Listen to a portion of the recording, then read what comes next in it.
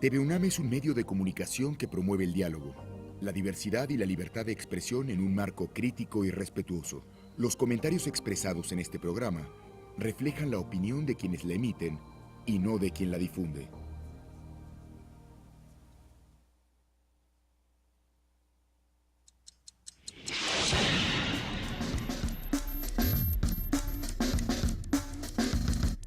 Primer movimiento.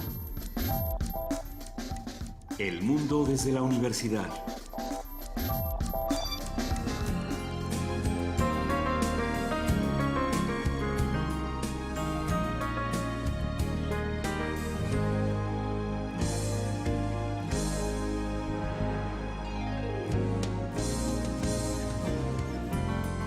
Como Primer Movimiento UNAM y en Twitter como PMovimiento o escríbenos un correo a primermovimientounam@gmail.com. Hagamos comunidad. Son las 8 de la mañana, casi con 4 minutos de este jueves 26 de octubre, y le damos la bienvenida a todos los que nos ven a través del canal 120 del 20 de TV Abierta o de www.tv.unam.mx. Saludos, queridos amigos de TV UNAM. Si nos están viendo a través de TV UNAM, manifiéstense y cuéntenos qué es lo que ven, porque queremos saber si sí nos ven, si nos vemos si muy... vale la pena que levantemos la mesa frenéticamente a las 7:59. Querida jefa de información, Juana Inés de ESA, buenos días otra ¿Cómo vez. están? Buen día. Muy buen día, querido Miguel Ángel Hola, Quemain. Luisa, buenos días otra vez. Aquí seguimos, y lo más importante es que teníamos una conversación fundamental antes de irnos a la pausa. Estábamos hablando de la historia de la corrupción, y qué terrible suena, con el doctor Alfredo Ávila, que aquí nos acompaña. Alfredo, buenos días otra vez. Hola, buenos días a todos. ¿En qué nos quedamos antes de la pausa? Pues mira, lo que estaba contando, el ejemplo de William Jenkins en Puebla, y cómo allí podemos encontrar un montón de cosas que nos parecen muy parecidas a la actualidad. Uh-huh. Es decir, desde empresarios que están financiando de manera ilegal una campaña electoral, eso no suena. Investigaciones en Estados Unidos contra políticos mexicanos que terminan encubriendo sus cuentas en el extranjero gracias a la ayuda de estos empresarios, también son cosas que nos parecen muy actuales. Y para no quedarnos con esta idea, que insisto, es algo que hemos escuchado últimamente de voz de los políticos mexicanos, acerca de que estas prácticas son tan consuetudinarias, tan arraigadas, que pues ni siquiera vale la pena combatirlas, ni siquiera vale la pena atacarlas, en todo caso moderarlas o una cosa como esa, ¿no? Se me había olvidado mencionar, por ejemplo, otro factor importantísimo, el factor de la prensa. Uh-huh. Es decir, para el mismo caso poblano, aunque no se trató de un grupo de empresarios tan vinculados con Maximino Ávila Camacho, porque eran empresarios sumamente conservadores, sumamente católicos, y entonces le tenían cierta tirria a este gobierno revolucionario. Por más que Maximiliano Ávila Camacho haya sido un gran negociador, pero pues es el partido de la revolución. El grupo encabezado por Gabriel Alarcón, que impulsa la publicación de Excelsior, un periódico sumamente conservador, sumamente reaccionario en aquel momento, pero financiado casi exclusivamente por el gobierno de Puebla en sus primeros momentos y luego por el gobierno federal. Entonces, no hay denuncias de corrupción. Por supuesto que no hay ninguna denuncia de corrupción, porque está siendo financiado por aquellos que... son cosas que también nos suenan, insisto. Ahora, ¿cuáles son las razones? ¿Cuáles son las causas que han encontrado los historiadores para explicar este fenómeno? Una de ellas, y aquí recupero a un historiador estadounidense que se llama Stephen Haber, él lo que ha señalado es que la falta de instituciones sólidas y legítimas. Es decir, cuando las instituciones son cuestionadas, cuando los gobernantes son cuestionados, y el caso de Maximino Ávila Camacho es un buen ejemplo, porque él no era el candidato natural de Lázaro Cárdenas. El candidato natural de Lázaro Cárdenas era Gilberto Bosques, no el diplomático, de izquierda, comprometido con grupos agraristas, pero de pronto llega Ávila Camacho y hay una fuerte presión social en Puebla, agraristas que están tomando haciendas, en la propia ciudad de Puebla hay movilizaciones, en Tehuacán, y entonces, ¿qué pasa con estos gobiernos que están que están siendo cuestionados y que además no tienen recursos para financiarse, porque Ávila Camacho llega a la gubernatura, hace rato en la pausa comentaba, en los 10 años anteriores hubo 15 gobernadores y el último gobernador cardenista dejó las arcas vacías. Entonces, ¿qué hace Ávila Camacho para tratar de sanear las finanzas? Pues lo quería cualquier gobernador, subir impuestos. Pero ante tanta presión social y los empresarios que le dicen, oye, yo no te puse allí para que me subieras impuestos, lo que tiene que hacer es recular y darle privilegios a estos empresarios a cambio de préstamos. Y a cambio de préstamos para el Estado, pero también préstamos personales que son difíciles de pagar muchos de ellos, ¿no? Entonces, la falta de institucionalidad es un elemento importante. Terminas recurriendo, no puedes cobrar impuestos, no tienes bases impositivas amplias, porque tampoco tienes una legitimidad para exigirle a toda la ciudadanía que contribuye al sostenimiento del Estado, y terminas recargándote precisamente en estos varones del capital, que son los que terminan financiándote. Y decidiendo muchas de las políticas. ¿Cuáles son algunas de las consecuencias? Bueno, una de las consecuencias más importantes es que nunca hay una construcción institucional, termina siendo un círculo vicioso. Siempre vas a depender precisamente de estos vínculos extralegales o a veces claramente ilegales. Pero hay otras consecuencias que son también muy importantes. William Jenkins, como dije hace rato, tiene su principal su fuente de riqueza en la producción de azúcar. Y en los años de la prohibición de alcohol en Estados Unidos, Jenkins se convirtió en uno de los principales contrabandistas de alcohol a Estados Unidos, con la vista gorda de los gobiernos del gobierno de Puebla e incluso del gobierno federal, que simplemente miraron hacia otra parte y lo dejaron hacer este contrabando. Eso es algo que vemos también en la actualidad, ¿no? Lo vemos con las personas que roban combustible de los ductos o con los traficantes de drogas. Y esto lo que favorece es también un incremento de la violencia. Esta es una cosa que a veces se nos escapa, pero a mayor corrupción, mayor violencia. Un buen ejemplo lo tenemos también con la protección que se le da a las haciendas de Jenkins. El gobierno de Puebla no puede decretar monopolios. Y sin embargo, Jenkins tiene un monopolio de producción azucarera.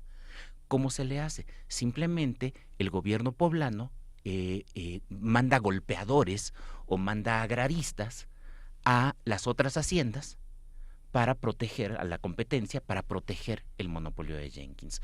O lo vemos hacia los años de 1944, cuando también a través de presiones violentas y legales, tanto Maximino Ávila Camacho como Jenkins adquieren a precios ridículos unas tierras que, maravilla, un año después se decide que allí juntito se va a construir una presa, que cuando se construye, pues bueno, hay que venderle al Estado esas tierras a precios muy altos, y las tierras que no se vendieron al Estado están junto a una presa, entonces son tierras agrícolamente muy productivas, ¿no? Saludos a Sonora. Pero exacto, pero acá lo importante es cómo adquirieron esas tierras. O sea, no puedes hacerlo de manera legal mediante los mecanismos del mercado porque institucionalmente no hay seguridad, pues te vas por medios violentos. Entonces, fomentando grupos de golpeadores, fomentando grupos más o menos rebeldes, delincuenciales, que siempre están a tu servicio. Y esto es algo que a veces se nos olvida, y quiero reiterarlo. No creo que sea casualidad que el estado en el que ha crecido más la violencia en los últimos años ha sido el Estado de México. ¿Sí? Tanto en feminicidios como en secuestros, como en muchas otras cosas, ha sido el Estado de México. Hay un vínculo claro entre corrupción y delincuencia y violencia, y eso es algo que la historia nos permite ver. Y hasta aquí vamos a llegar esta mañana, querido Alfredo Ávila. Si te parece bien, creo que necesitamos una tercera parte. Probablemente más. Y probablemente más, pero sí. De las instituciones, o sea, que nunca han funcionado, o sea, ¿de qué hablamos cuando hablamos de instituciones y de qué hablamos cuando hablamos de debilidad institucional también? Sí, claro. Es algo que ya se ha tocado en esta sección, pero se tiene que tocar otra vez. Sí. Muchísimas gracias, Alfredo Ávila, ha sido un verdadero placer. Gracias, chicos. Seguimos platicando, hay muchos comentarios en redes sociales, quédense con nosotros porque vamos a tratar de ir respondiendo sus dudas y por supuesto de generar otras. Vamos a escuchar mientras tanto música. Vamos a escuchar de Johnson Mahalali Joyce, número 2, otra pieza instrumental característico del Jib de Soweto, ahora uno de los acordeonistas más importantes del género, música bailable de la Sudáfrica urbana profunda.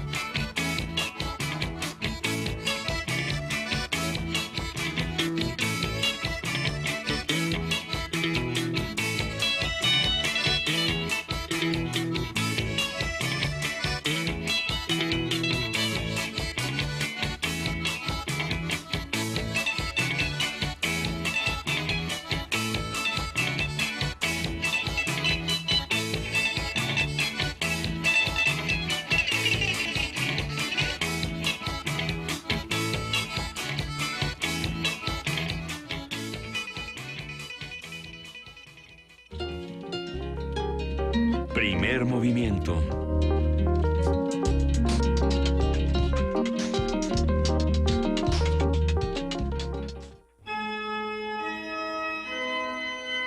Ecocervantinos 2017.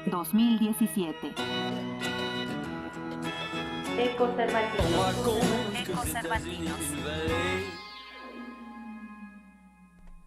Muy buenos días. ¿Quién está en el teléfono? Cindy Pérez Ramírez, ¿estás ahí? Isa, te saludo con mucho gusto. Hola. Estamos por acá. ¿Cómo Miguel estás? Ángel, muy buenos días. Hola, buenos días, Cindy. Gracias.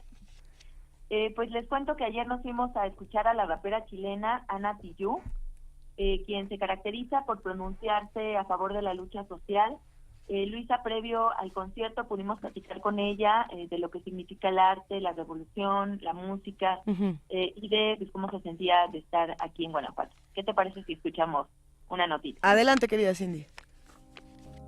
Nació un día de junio del año 77, planeta Mercurio y el año de la serpiente. Su padre solo dijo, es Ana María. Respirar para sacar la voz, despegar tan lejos como un águila veloz. Bueno, empecé a hacer música hace ya 20 años y el rap, ¿por qué? Porque me salía pésima la polka, yo creo. Porque me fue natural, porque me parece que es un género popular, no sé, me enamoré de él en verdad. Tengo los bolsillos vacíos, los labios partidos, la piel con escama cada vez que miro hacia el vacío, las suelas gastadas, las manos atadas, la puerta. Tijoux, anticapitalista, feminista, internacionalista. Tiene corazón de tierra y alas de palomita, así como diría Víctor Jara. Todo y en la nada, el paso torpe al borde sin acorde cada vez que pierdo el norte. Creo que vivimos en un momento histórico en el cual todos luchamos a nuestra manera, no es que uno inicia la lucha un día en la mañana. Creo que vivimos en un álgido momento de violencia y la música es una herramienta y somos una continuidad de gente que yo creo que nos cuestionamos mucho en nuestra Latinoamérica. Yo no camino detrás de ti, yo camino de la par aquí. Tú no me vas a humillar, tú no me vas a gritar, tú no me vas a someter, tú no me vas a golpear. De cuestionarse y replantearse su posición como mujer, nació Antipatriarca. Que lo más loco es que este es un tema que viene repitiéndose solamente ahora que se ha hecho más público, pero este es un tema de la violencia de género, es un tema que ahora está más en la palestra pública de todos nosotros, en México, en Chile, en Argentina. Creo que hay un levantamiento popular de las mujeres y de los hombres también, de cuestionarse como el tema de género y la violencia hacia la mujer también. Entonces... Ideas solo pueden levantarnos camino. Cambio constante, un movimiento permanente y a veces esos movimientos son duros, son complicados, son radicales. O sea, siempre ha habido como un paralelo entre la política y el arte, ¿no? Es una fractura que uno necesita también como sociedad, también este cambio, y creo que la comodidad le hace muy mal al arte también, estar muy cómodo. Entonces creo que la revolución para mí es un acto de incomodidad que hay que siempre mantener. Para Radio UNAM, Cindy Pérez Ramírez.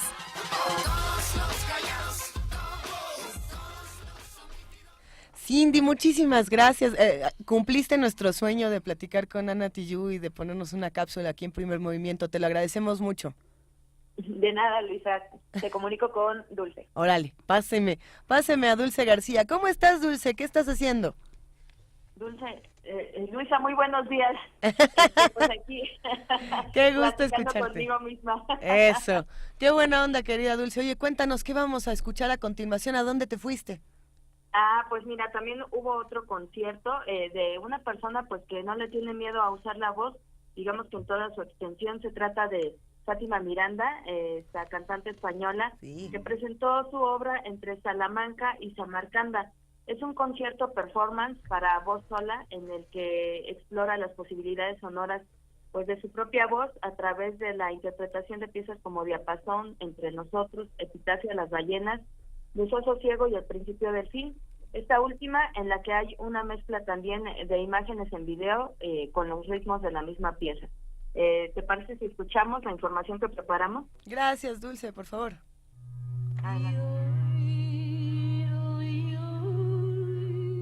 Dicen quienes la escuchan que su imaginación les hace viajar a África, a Japón, a India, al mar, a la selva, a un templo, a un mercado o a un estudio de música electroacústica.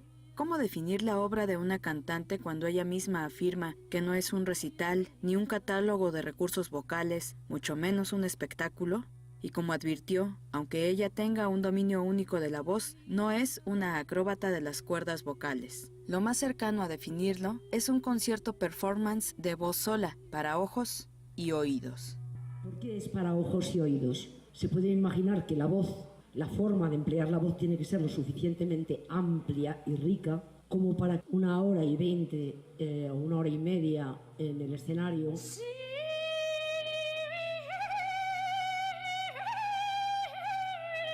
Pero ¿cuál es la reflexión que la cantante española Fátima Miranda espera inducir en su público? Que éste tenga una percepción más amplia de lo que es la música, el arte. Desde ese momento, igual que sucede con cualquier experiencia artística, que no salga como entró, sino que a partir de ese momento vea más donde no veía y oiga más donde no oía. Inducir al sueño no es mi objetivo. En todo caso, es inducir a que la gente despierte. Su obra tiene un componente teatral, pero no en el sentido narrativo, sino en el de acción poética, que está inspirada en la vida misma, en la vida cotidiana.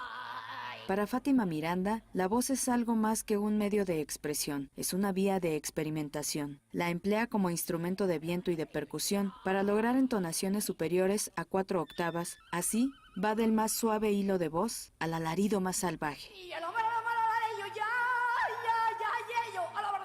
Todos los sonidos que produce Fátima Miranda son naturales, resultado de técnicas desarrolladas por ella en años de arduo entrenamiento, como lo llama. Las voces de algunas de sus obras han sido grabadas en tiempo real. La voz solo está apoyada en la amplificación. No hay manipulación electrónica alguna. Escuchar y ver a Fátima Miranda requiere de una apertura de mente amplia, en tiempos en los que parece que todo tiene que estar etiquetado y clasificado. Sus presentaciones son sin duda una revolución musical, escénica, artística. El hecho de que ella formara parte de la propuesta del Cervantino pone de manifiesto la temática de las revoluciones, pues como diría Lawrence Barber, Fátima provoca un pensar sonando, que ayuda a liberarse de la insana pasión por lo conocido y lo seguro. Para Radio UNAM, Dulce García. Qué maravilla, queridísima Dulce García, esto que acabamos de escuchar. Pues muchas gracias a las dos por traernos a Fátima Miranda y por traernos a Ana Tijoux, y bueno, buscaremos más de su obra y les agradecemos muchísimo que estén dando la vuelta por el Cervantino, recogiendo cosas y trayéndolas hasta nuestra cabina. Gracias a las dos. Gracias a ustedes, Juana Inés, siempre es un placer. Un abrazo, Dulce, cuídate, saludos a Cindy. Aquí está conmigo. Un abrazo, Juana Inés, también. Adiós. Gracias, hasta luego. Ecocervantinos 2017. Ecocervantinos.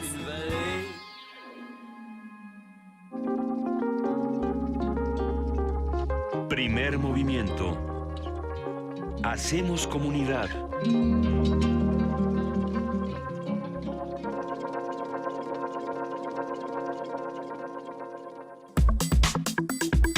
Nota nacional. El modelo actual de Procuración de Justicia es resultado de la reforma constitucional en materia de justicia penal y seguridad pública.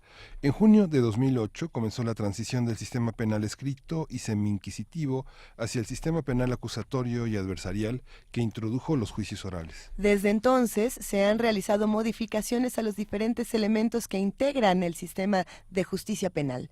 La reforma constitucional estableció que para junio del año pasado este nuevo modelo de Procuración de Justicia entraría en vigencia en toda la República. En febrero de este año, la PGR presentó al Senado la propuesta para realizar una amplia consulta nacional sobre este modelo.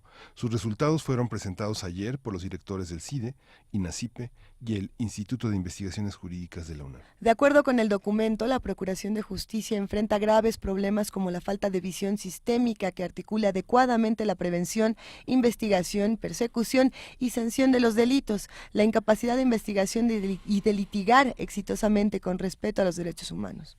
A partir del informe presentado por la UNAM, hablaremos sobre el nuevo sistema, para qué sirve, a quién beneficia y qué se necesita cambiar para que funcione mejor. Nos acompaña el doctor Pedro Salazar Ugarte, él es director del Instituto de Investigaciones Jurídicas de la UNAM. Buenos días, Pedro Salazar, muchas gracias por presentar este enorme documento en este programa. Muy buenos días, al contrario, muchas gracias por la invitación y me da mucho gusto estar con ustedes. ¿Qué dice el enorme documento? Platícanos, Pedro Salazar. A ver, les cuento un poco qué es lo que hemos hecho y en qué contexto. Uh-huh. Como bien decía la nota de apertura, una pieza es la reforma en materia de justicia penal que se aprobó en 2008 y que está en proceso de implementación. Hay algunas discusiones de algunos actores públicos que han cuestionado la manera en la que está dando resultados esa reforma, pero lo real, lo que podemos decir es que el diseño de esa reforma es un diseño adecuado, pero eso tiene que ver con la dimensión de la justicia penal, es decir, vamos a verlo así, está en la cancha de los jueces esa reforma, ¿no? Claro, obviamente forma parte de la construcción de los expedientes que llegan a los jueces, incide en la manera en la que deben de trabajar los policías, no es una cuestión exclusivamente de jueces, pero si la ubicamos ahí es la mejor manera de entender qué es lo que propusimos ayer. Uh-huh. Hay otra pieza, quizá la más importante de un modelo de procuración de justicia, que tiene que ver con el trabajo que hacen los policías, que deben hacer los peritos, que deben hacer los ministerios públicos, que es el trabajo de prevenir, por un lado, pero de investigar, que esto es fundamental, de eventualmente perseguir y llevar a los jueces los expedientes con las comisiones de los delitos. Es decir, la etapa que tiene que ver con la procuración de justicia, que es la etapa previa a la propiamente judicial. Bueno, en esa etapa previa, nuestra Constitución, nuestras leyes, nuestras normas, no han sufrido un cambio relevante en los últimos años. O sea, las instituciones de procuración de justicia siguen siendo instituciones, digamos, que pertenecen a la época pre-transición democrática.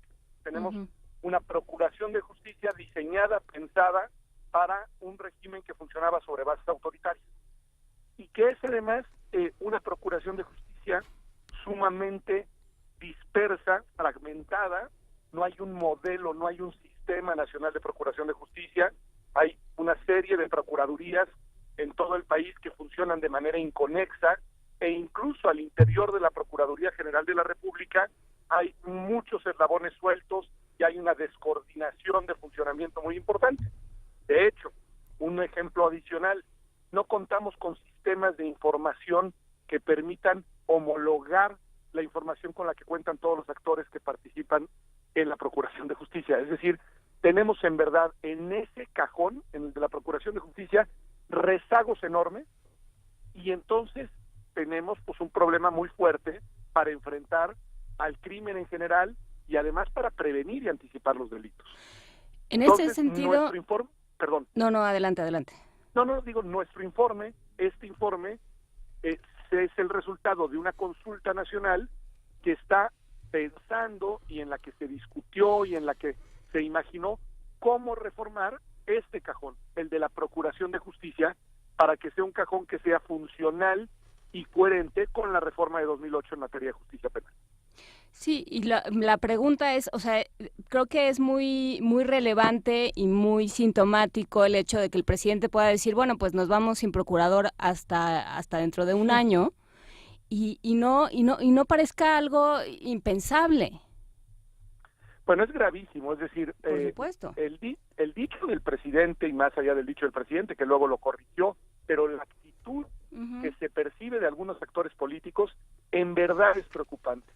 Es decir, este no es un tema que se pueda posponer, no es un tema que se deba diferir, no hay manera, es un tema urgente, pero urgente pues a la luz de los datos que en estos mismos días se han hecho públicos sobre el nivel de la criminalidad y el incremento de la incidencia delictiva en el país. Es decir, nos está urgiendo una procuración de justicia democrática, obviamente transparente, obviamente congruente con un Estado constitucional de derecho, pero capaz, eficaz para enfrentar el fenómeno delictivo en México. Y no lo tenemos. De hecho, vean un dato. El tiempo que duran o que han durado en las últimas ya décadas las o los procuradores en su cargo. Promedio de 2 años más o menos, y en el último caso fue 1 año el del doctor Cervantes. Esa inestabilidad en el mando es el mejor indicador de que no tenemos políticas criminales de mediano y largo plazo. Claro. Es decir, no contamos con liderazgos que tengan programas que estén imaginando cómo enfrentar el delito más allá del plazo inmediato y más allá de la coyuntura concreta. Y eso es gravísimo. Los países deben tener una política criminal que incluso esté más allá de las personas, que es una política criminal de Estado, y que la operen, entre otras instancias, no solamente esa, la Procuración de Justicia, la Procuraduría o Fiscalía General, como se llamará en unos años, ¿no? Bueno, como ya se llama constitucionalmente, pero todavía no existe en los hechos, ¿no? Sí.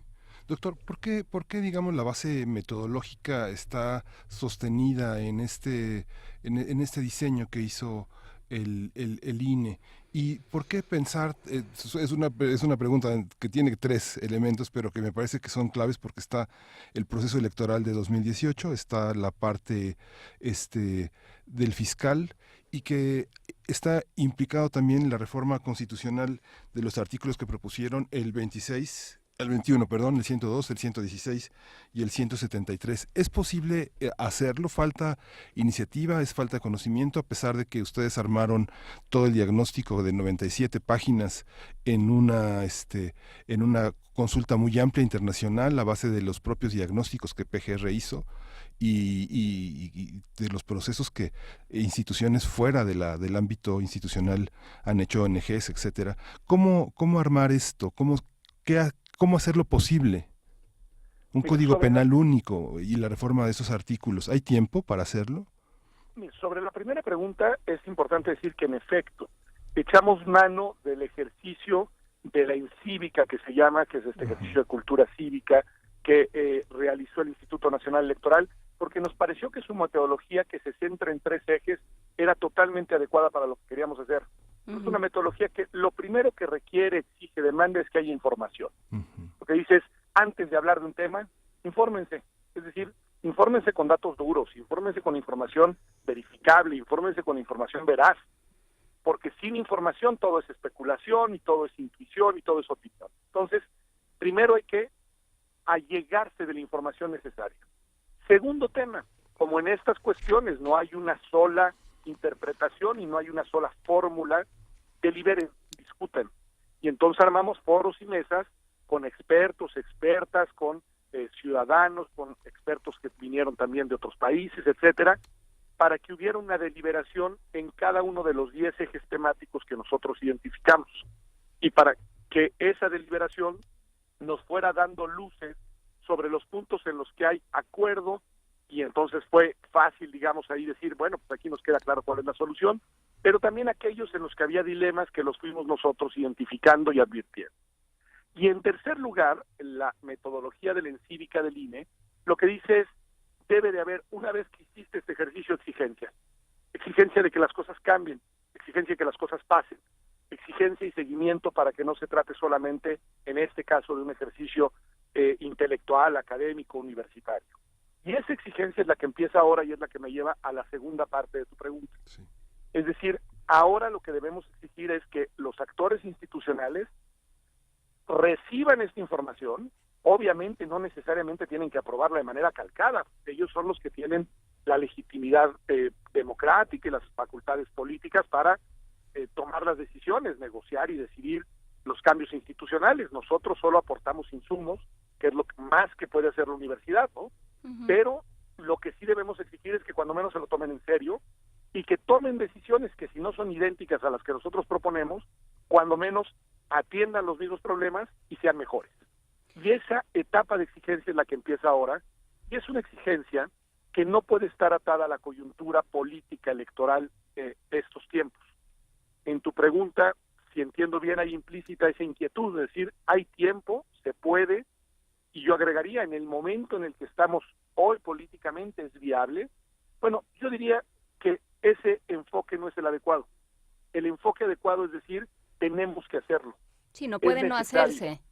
No puede no hacerse. El país no puede esperar a que esto suceda. Tienen una responsabilidad los actores políticos en una agenda muy delicada, muy apremiante. Los datos no son una invención nuestra. Ahí está el incremento en los índices de criminalidad en todos los rubros y de manera particularmente alarmante y dolorosa en el rubro del homicidio. Y entonces, frente a esa situación, no pueden no decidir. La inacción aquí es incurrir en una irresponsabilidad histórica. Y entonces creo que lo que tenemos que hacer es acompañar con una exigencia constructiva un proceso de cambio institucional que le está urgiendo al país. Pedro Salazar, a reserva de que hablemos de los mecanismos y de los receptores de esta exigencia, apareció en algún momento el ejército al momento de revisar qué era lo que estaba sucediendo con la Procuración de Justicia. Sí, perdimos la comunicación. ¿Le habrá molestado mi pregunta sobre no, que... vamos a compartir en redes sociales este informe ejecutivo que se presentó ayer de 97 páginas. Está en los documentos destacados del Instituto de Investigaciones Jurídicas de la UNAM, pero ya lo vamos a compartir en redes sociales como un documento descargable muy, muy interesante. Pues venga, trataremos de recuperar la comunicación más adelante con Pedro Salazar. Por lo pronto los invitamos a que se queden con nosotros. Si les parece bien, vámonos a un poco de música y regresamos con nuestra nota internacional. Vamos a tratar de seguir con este tema. ¿Sí se pudo recuperar? Ya está. Excelente. Pedro Salazar, ¿estás por ahí? Me quedé en la pregunta del ejército. Sí, está por ahí. ¿El ejército aparece por ahí al momento de hablar de Procuración de Justicia? Miren, cuando nosotros hicimos el diagnóstico, nos quedó claro que habían cuando menos 4 grandes ámbitos de reformas que teníamos que considerar. En realidad yo agregaría una más, 5. Una era precisamente la reforma de 2008 a la que ya hemos aludido en materia penal, que a nosotros nos parece que es una reforma correcta y que es una reforma que hay que seguir implementando, que seguramente hay que ir corrigiendo su operación en el camino, pero que es la apuesta adecuada en materia de justicia penal.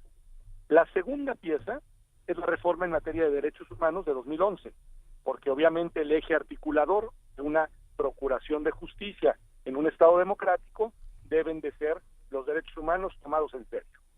El tercer eje es la política policial, uno de los grandes déficits, quizá el principal que tenemos en el país para lograr procurar justicia de manera adecuada, está en las policías. No tenemos policías debidamente capacitadas, no tenemos policías orientadas hacia el trabajo de investigación, no tenemos policías que tengan, digamos, una carrera profesional y los estímulos suficientes para dedicarse con empeño a su trabajo. Entonces, esa tercera era clave.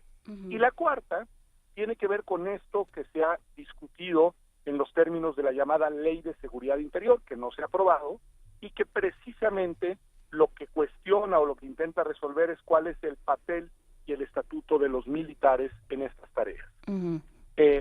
Nosotros obviamente pusimos sobre la mesa, digamos, de reflexión el papel de las fuerzas militares partiendo de una situación de hecho.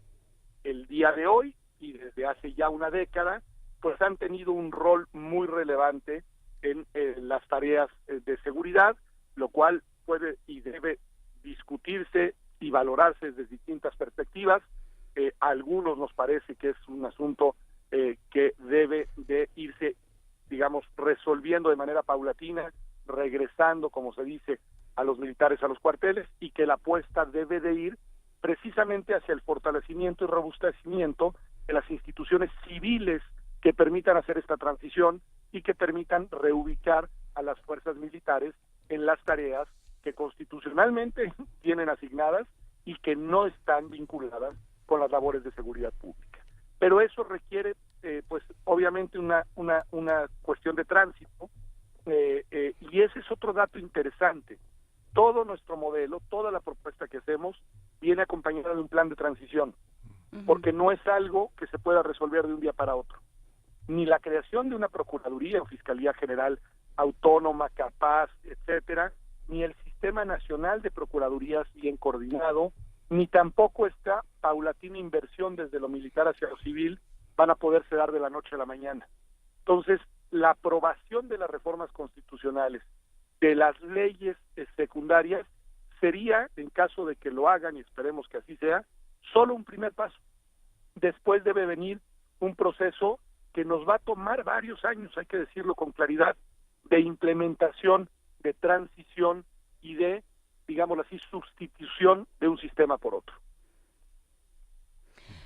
¿Y a quién le harán estas exigencias? ¿A quién se le entrega este informe? Además de, bueno, se comparte entre todos los ciudadanos, pero ¿quién tendría que atender y poner en marcha las reformas?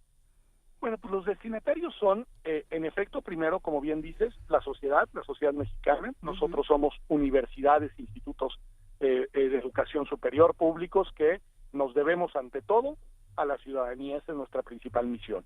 Y en ese sentido, en la presentación del día de ayer, estuvieron representados los dos colectivos ciudadanos que más han abonado en esta misma dirección, Fiscalía que Sirva y Vamos por Más, también los representantes de los colegios de abogados, también miembros de sociedad civil en sentido amplio, es decir, ahí hubo, digamos, un primer destinatario que es la sociedad.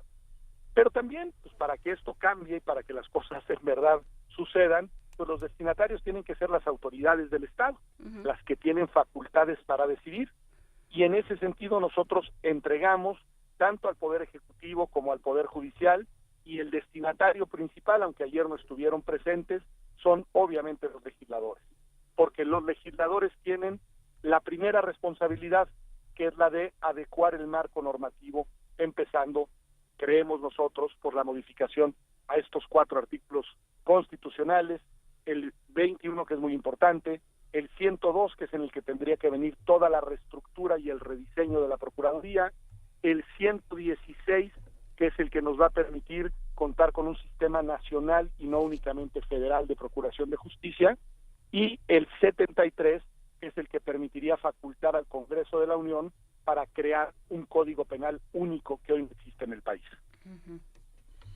Venga, pues con esto vamos a tener que cerrar esta conversación y con ganas de quedarnos hablando un rato más con el doctor Pedro Salazar Ugarte, director del Instituto de Investigaciones Jurídicas. Muchísimas gracias, Pedro, como siempre un gusto.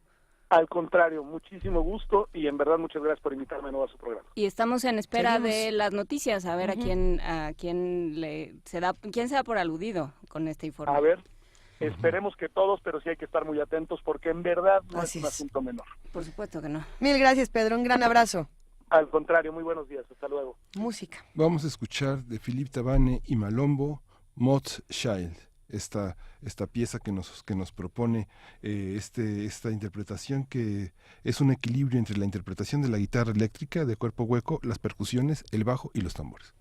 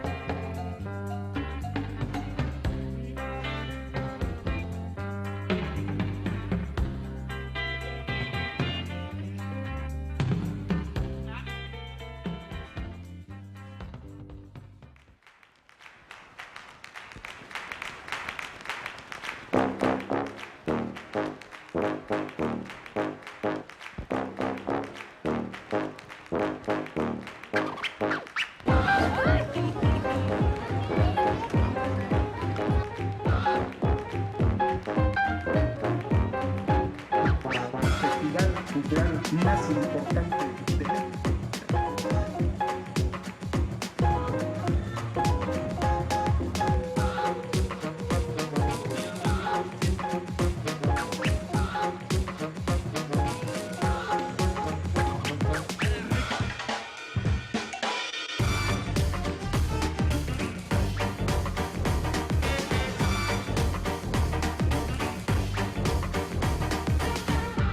Muchas gracias.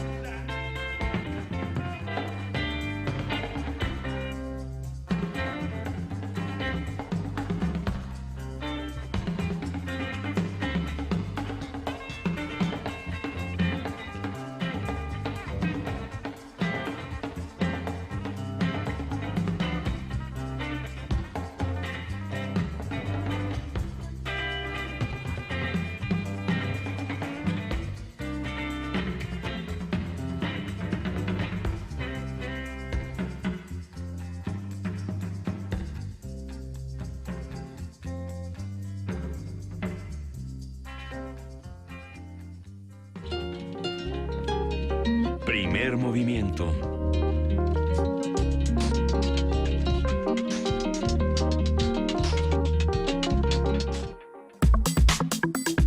Nota internacional. El pasado martes concluyó en Pekín el Congreso del Partido Comunista de China con la inclusión del pensamiento Xi en su constitución. Oji. Ahora el denominado pensamiento Xi Jinping sobre el socialismo con características para la nueva era pasará a estudiarse en las escuelas como parte de las guías de acción que debe seguir todo buen comunista chino para lograr que la nación asiática asuma su papel de líder mundial en el ámbito económico, político y militar. Xi Jinping también logró que se incluya en el documento su campaña contra la corrupción y su nueva ruta de la seda, un plan para concentrar a China con Europa y África a través de redes de infraestructura. Así, los 2.300 delegados del Partido Comunista de China dieron su aval para que Xi Jinping se mantenga como presidente otros 5 años. Ayer el líder chino reveló los nombres de quienes le acompañarán en el Comité Permanente del Buró Político del Comité Central del Partido Comunista. Haremos un análisis del Congreso, las notas que se desprendieron de él, lo que mostró del sistema político y social en China, con Eugenio Anguiano, él es ex embajador de México en China y académico. Eugenio, muy buenos días. ¿Cómo están ustedes? Todavía seguimos escuchando el discurso de Xi Jinping que duró, si no me equivoco, poco más de 3 horas. Sí, 2 horas y 40 minutos. Sí. Pero hay que hacer una aclaración porque estaba oyendo la introducción, sí. Que es importante. Sí. El Congreso del partido terminó el día 24. Así es. Ahí se aprobaron los cambios en la constitución del partido, metiendo el pensamiento de Xi Jinping. Además, se eligió al nuevo Comité Central, se llama Comité Central 19. Y ahí terminó el Congreso. Al día siguiente, bueno, votaron en secreto, y al día siguiente votaron en secreto el nuevo Comité Central, ya no los delegados del partido, sino el nuevo Comité Central, que son 204 titulares y 172 suplentes. Y esos fueron los que votaron para nombrar a Xi Jinping secretario general del partido por otros 5 años, presidente de la Comisión Militar Central, y además aprobaron al Buró Político. El Buró Político son 25 personas. Ese Buró Político eligió a los 7 nuevos miembros del Comité Permanente del Buró Político. Esa es la cúspide del poder real en China. Está por encima de la Constitución y por encima del jefe de Estado. Estos 7 miembros. Exacto, esos 7 miembros. Y son de esos 7 miembros, solamente eligieron a 2, lo cual es congruente con lo que se había establecido, que son son sexagenarios. Nacieron en los años 50, cuando ya se había creado la República Popular China. y entraron 5 nuevos miembros, todos también sexagenarios. Ahí se cambia una práctica de los últimos 20 años, porque ya para este momento, anteriormente se nombraba el comité permanente a las personas que iban la nueva generación que iba a entrar. Así entró Xi Jinping en 2007, y Li Keqiang. Pero ahora no hay nadie de la sexta generación, de manera que no hay una cabeza visible de quién sería el sucesor de Xi Jinping si éste cumple con lo establecido de jubilarse como jefe del partido en 2022 y como jefe de Estado en 2023. Ese es, digamos, el mensaje más claro de que aparentemente el secretario general sí estaría dispuesto, que estaría buscando continuar su mandato más allá de 2022. Esa es una digamos, una opinión, una visión. La otra, más conservadora, es que no, que lo que hace es cerrar la puerta para que en sus 5 últimos años de mandato no tener que estar lidiando con quién va a ser el sucesor, sino guardarse las canicas hasta el último momento, cosa que sería inusitada, pero no en la historia del partido, que tiene muchos años. O sea que hasta 2022 aparecerían los de la sexta generación, aquellos que son ahora 50, que tienen 50 años de edad o menos, aparecerían súbitamente. Hay de buró político nada más 2 de 50 años. De los 25 miembros del buró político, que incluyen a los 7 del comité permanente, solamente hay 2 visibles de menos de 60 años. Esos 2 podrían ser sucesores, pero no está muy claro qué es lo que va a pasar. Digamos, es la parte formal, pero importante. Es que estás planteando 2 escenarios que tienen muchas justificaciones y muchas partes que discutir. En este primer escenario, Eugenio, en donde Xi Jinping continúa, podemos plantear entonces todo lo que se habló del pensamiento Xi, estos 14 puntos que están definiendo toda una nueva manera de configurar China. De hecho, algunos analistas han clasificado esto en 3 partes, ¿no? En Mao Zedong, que formó a la China independiente, en Deng Xiaoping, que forma a la China rica, y en el discurso de Xi Jinping, que lo que está planteando es formar a una China fuerte. Ese es como un lado.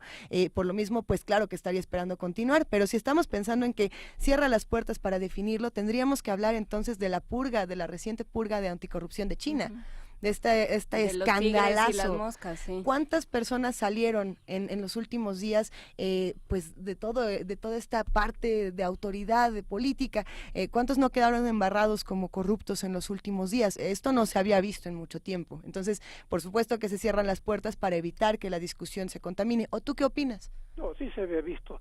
La revolución cultural fue una fenomenal purga del Partido Comunista, no por razones éticas, sino por razones ideológicas. Mao quería la purificación de la burocracia del partido y lo que hizo es que casi lo destruyó. Bueno, pero desde Mao no habíamos visto. No había visto, se había visto, efectivamente. Ahora, esa campaña anticorrupción tiene, y ellos mismos la anunciaban así, es una campaña contra los tigres y las moscas. El Partido Comunista, que hoy tiene 89 millones de miembros, 89 millones, tenía 89 millones, tenía hace 5 años cerca de 87 millones. De manera que han purgado de las moscas pues unos cuantos miles, pero no muchos. Y de las tigres solamente 2 muy importantes que habían sido uno miembro del comité permanente y 2 militares importantes. Ahora, esa es una parte, sí, en la historia del Partido Comunista, que va a cumplir 100 años pronto, se fundó en 1921, solamente ha habido un pensador que trató de interpretar, de adecuar el marxismo-leninismo a las condiciones de China, y ese fue Mao Zedong, ¿no? Escribió muchísimo, puede uno estar o no de acuerdo con su concepción filosófica, pero ese es realmente el pensador. Xi Jinping no es un pensador todavía. Todo lo que han hecho para elevar su figura, para un culto prematuro a su personalidad, me parece, es básicamente un prontuario de eslogans, de ideas, pero su concepción es, a diferencia de Mao, no es una pureza ideológica, sino una pureza ética. La corrupción en China ha llegado a niveles enormes y quiere limpiarla. 1. Y 2, eso que dijiste hace un momento, en esa tercera etapa es la consolidación de China como potencia, para lo cual se revive la vieja doctrina comunista de que la democracia popular es perfecta, que la democracia occidental no tiene nada que ver con China, y que es más, que la democracia occidental está en decadencia, es lo que dice la prensa china estos días, ¿no? Sí. Entonces, es una idea, hay dos corrientes ahí. Una, al meter el pensamiento de Xi Jinping, repito, prematuramente, se crea un xiismo, así como un maoísmo y un denguismo. Hay un xiismo, o sea, es su plataforma conceptual, doctrinaria. Y la otra es la manipulación para controlar el Partido Comunista. Es decir, de los 25 miembros, incluyendo él mismo, del buró político, todos menos uno son visiblemente asociados, aliados, subordinados de Xi. Xi en estos últimos años, en estos últimos 5 años, lo que hizo fue consolidar de entrada el poder en sus manos, controlando mejor al ejército y controlando mejor la maquinaria del partido. Bueno, y esto lo que ha hecho en los últimos días es generar pánico y mareo en los diferentes medios de comunicación internacionales. Por ahí leíamos algunos encabezados, sobre todo de periódicos estadounidenses, donde decían que China había dado el mayor salto atrás de los últimos 10 años y de los últimos no sé qué tantos años. Y todo era una crítica profunda. ¿Qué vamos a hacer y qué retos enfrenta ahora, por ejemplo, Estados Unidos frente a China? ¿Qué retos van a enfrentar desde la Unión Europea? ¿Cómo ves la recepción internacional de una noticia como esta y de un congreso como este? No toda la reacción de los medios internacionales se concentró en esta idea de defensa a ultranza de la democracia liberal. A la mayoría sí lo dice, pero no todas. El Guardian, en fin, incluso el Financial Times, que es muy conservador, tiene otra visión. No es que se haya hecho, sí ven que es un retroceso, porque la idea de Deng no solo fue hacer rica a China, sino desde el año 92, cuando ya se había retirado, antes de morir, él señaló que ya sería conveniente que en las próximas décadas en China se empezara a separar la función del partido y del Estado para formar realmente un Estado chino, que implicaba tener un ejército nacional, no un ejército que dependía del Partido Comunista, entre otras cosas, ¿no? Entonces, esas cosas sí cambiaron. Para decirlo de manera muy simple, como se siente, yo creo que en China, cuya prensa está manipulada como nunca antes, por lo menos como nunca antes de la época, digamos, de Mao, de la Revolución Cultural. La prensa de ahora ya no dice lo que dicen las redes sociales. Aquellos que han nacido en China... ¿Cuáles redes sociales también? Sí, también, sí, pero digamos, de Internet, ¿no? El Internet chino. Lo que dicen ellos es que los nacidos en los 70 y los 80 están preocupados porque el margen de libertad política que se les había dado dentro de un régimen que es muy autoritario, siempre lo ha sido, sienten que se les va a reducir. En cambio, una gran mayoría de las generaciones que llegan hasta los años 50, que nacieron en los 50, principios de los 60 en China, están convencidos de que lo que necesita ese país, su país, es no solo una mano fuerte, una mano de hierro, para poder dar el último salto, el último empujón de un proyecto que tiene décadas de haberse lanzado. El proyecto de llevar ahora sí a China, de consolidarla. Ellos llaman a un nivel de bienestar moderado, porque saben muy bien que 1.400 millones, que ya son casi 1.400 millones de personas, no pueden aspirar a los patrones de bienestar de Occidente. No están locos, ¿no? Se acabarían con el medio ambiente mundial. Si no es un nivel de vida que ellos dicen como el que tiene ahora, por ejemplo, Bélgica. Nada más que son 1.400 millones de personas. Eso en cuanto a bienestar. En cuanto a consolidación como país, pues hacer una potencia. Entonces, para eso dicen, hay que seguir sacrificando y hay que seguir dependiendo de la llamada democracia popular. O sea, ellos llegan a consensos a través de consultas que van de verticales, de la cúspide hasta abajo. Los documentos estos que aprobaron en este Congreso tienen años de estarse trabajando, en los últimos 4 años se han estado trabajando en distintos tipos de foros. Entonces dicen ellos, esta es la democracia, no es el mismo concepto de Mao del 49. Es una dictadura democrática popular que parece una contradicción, pero ellos los chinos, los comunistas chinos, explican como una democracia entre una coalición de obreros, campesinos, pequeña burguesía nacionalista y Partido Comunista contra todos los demás. O O sea, entre ellos hay democracia y todos los que no estén de acuerdo con eso son sujetos de un ejercicio autoritario o dictatorial, ¿no? Entonces, ese concepto sigue vivo, curiosamente. Es de 49, Mao lo escribió en 49. Entonces, ya no lo hablan, sí, ya no es explícito, pero está ahí vigente. Lo que Xi está lanzando es una gran cruzada para recuperar lo que él dice que son los valores intrínsecos del comunismo chino. Entonces, entre ellos está volver a una vida sencilla, honesta, pero al mismo tiempo trabajar para consolidar el poder de China en una etapa en la cual el mismo Xi lo ha dicho, ya no puede crecer ese país a las tasas que tenía hace unos años. Es la nueva normalidad o la nueva realidad. Entonces, o sea, hay una concepción muy pragmática, hay una bastante dosis de realidad en que efectivamente dentro de China hay cierto movimiento democrático. Estamos hablando no de un grupo, sí, de una minoría está arriba del poder, pero es un partido de 89 millones de personas, el 6% de la población china.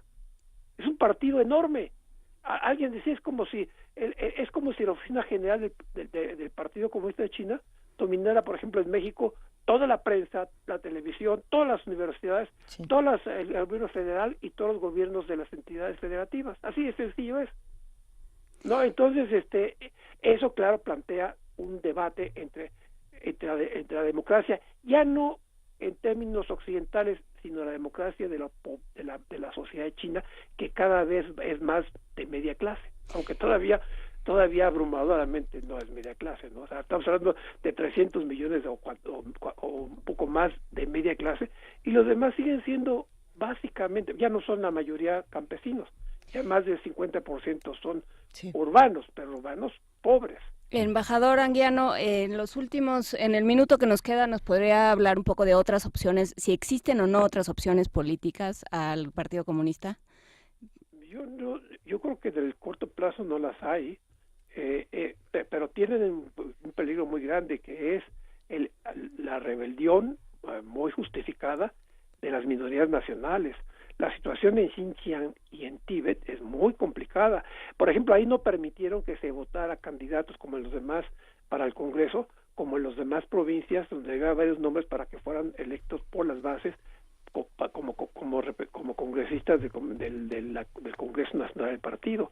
Ahí sí, y lo dijeron textualmente, excepto en Tíbet y en Xinjiang, no podemos, ahí se tiene que elegir quiénes nos van a representar, ¿no? Entonces, puede tener, y a la medida que suba el nivel de vida de los chinos, que además están intercomunicados con el mundo, hay 90 millones, el año pasado o este año, va a haber casi 90 millones de turistas chinos en el mundo. Digo, todo eso es una contaminación, si ustedes quieren llamarlo así, contaminación espiritual que tendrá que cambiar, ¿no? El otro tema es el internacional. El presidente Trump va a ir pronto a China y vamos a ver cómo le va. Pues habrá que verlo y pronto. Ojalá podamos platicarlo con usted, embajador. Muchísimas gracias por estar esta mañana. Saludos, un abrazo. Hasta luego. Hasta luego. Primer movimiento. Hacemos comunidad.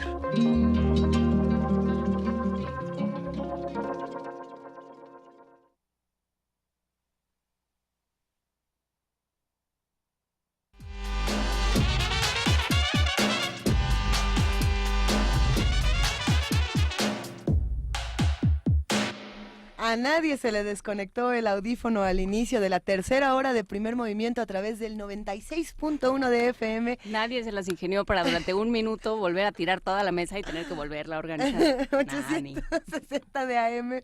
¿En dónde más estamos, querida jefa de información, Juana Inés de esa? Estamos en Facebook, no te rías de mí, en TV UNAM.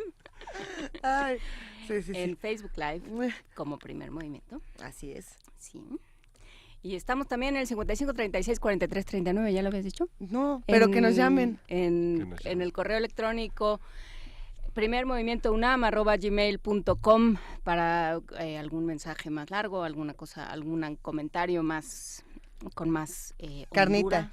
Ajá. Vaya que los leemos. Gracias a todos los que nos mandan unas cosas, tan bonitas. Enrique Ayala, que es un radioescucha muy fiel, que me lo encontré el sábado en el teatro, ¿sí? Decía que bueno, él no usa redes sociales ni ve la televisión, que él se comunica por el teléfono y los libros que ha venido a recoger, que han sido de gran utilidad, los pone al servicio de la comunidad. Excelente. Sí, es muy interesante. Pues hay que decir que todavía, si no me equivoco, ha sido difícil poder dar los regalos, Miguel Ángel, que se han llevado aquí en Primer Movimiento, debido a la situación relacionada con el edificio y con el temblor del 19. Pero ya estamos Pero ya abiertos se de nuevo, puede. ¿no? No teníamos ya unos libros, sí, es que estos micrófonos yo no los acabo de entender, ya ahí. Tenemos unos libros que nos mandaron de la Casa de las Humanidades, ¿no? Tenemos libros, tenemos muchos libros. Por ahí, sí, ya bien De Leonardo Lomelí, que andaban por ahí. En un ratito los vamos a dar y vamos a platicar más sobre ellos, porque tenemos muchas reflexiones, muchas recomendaciones. Espero no haberme equivocado con el apellido. Ya me falló la memoria, tal vez es Anguiano, Ayala, perdón, pero es el señor Enrique. Ya te hizo el chip como... Sí, me hizo el chip, me hizo ruido. A ver, pues mientras nos hace a todos ruido el chip. Que nos habla diario, nos habla con mucha frecuencia. ¿Es Anguiano? Ayala. Sí, Ayala. Es Ayala. Ah, pues un abrazote. Ah, pues sí, ¿cómo no? Es radio escucha Anaya, es Anaya, ¿no? Anaya, sí, perdón. Ese, mero, ¿cómo de que no? Oigan, vamos a Poesía Necesaria y seguimos por acá. Primer movimiento.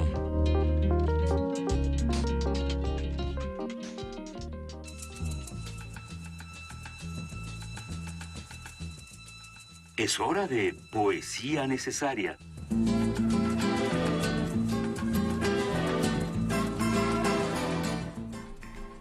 Llegó el momento de Poesía Necesaria y para continuar hablando de China y de las muchas interpretaciones que se pueden dar por allá, no solamente hay sexagenarios, no solamente viven en China personas mayores de 60 años y sin embargo... No, viven de todas las edades sí, y hay millones. Aunque parece que solamente estos son los que pueden acceder al poder, pues hay otros que pueden acceder al poder a través de la palabra y a través de la poesía y sobre todo muchos jóvenes.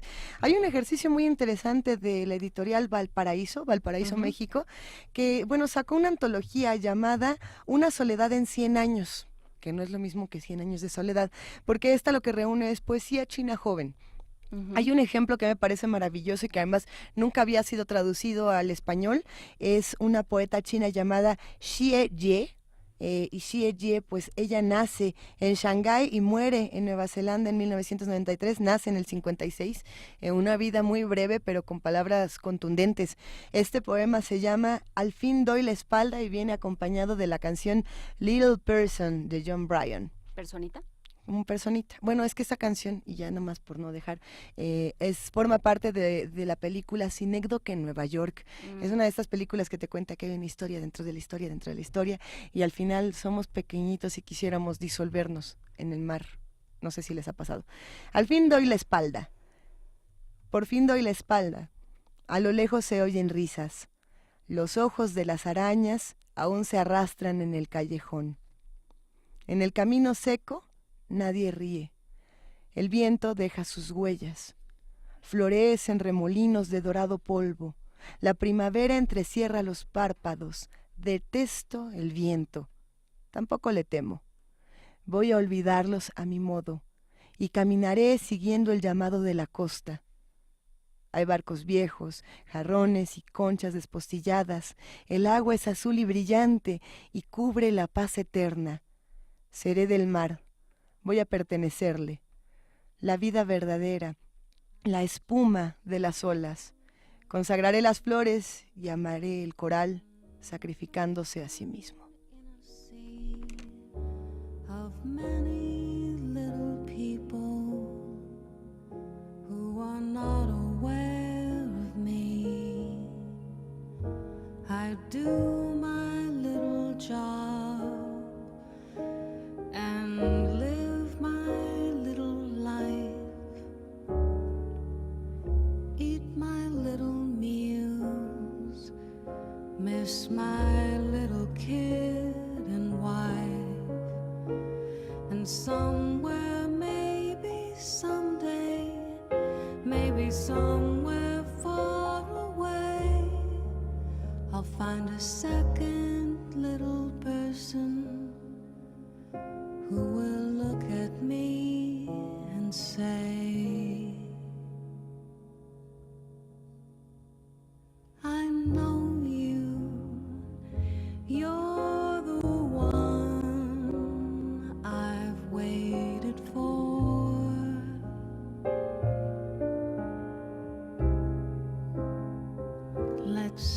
some fun.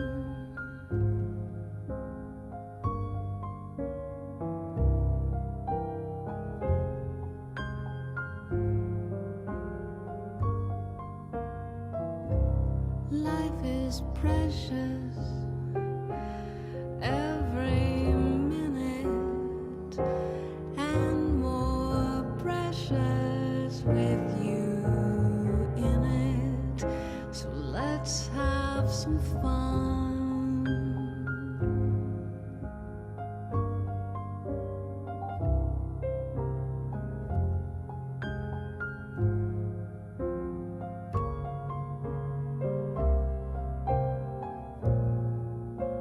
We'll take a road trip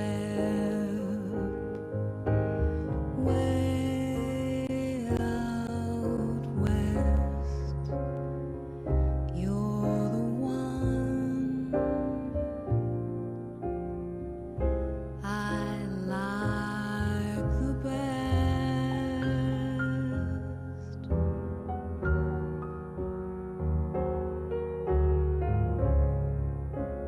I'm glad I found you, like hanging round you. You're the one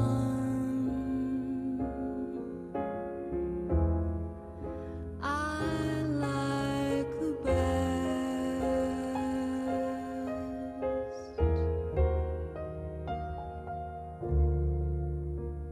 Somewhere, maybe someday, maybe somewhere far away.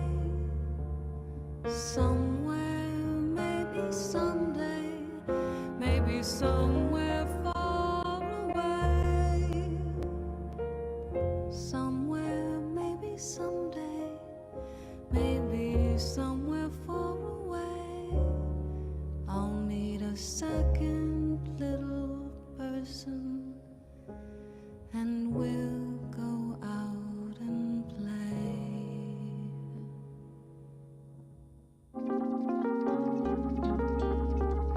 Primer movimiento. Hacemos comunidad.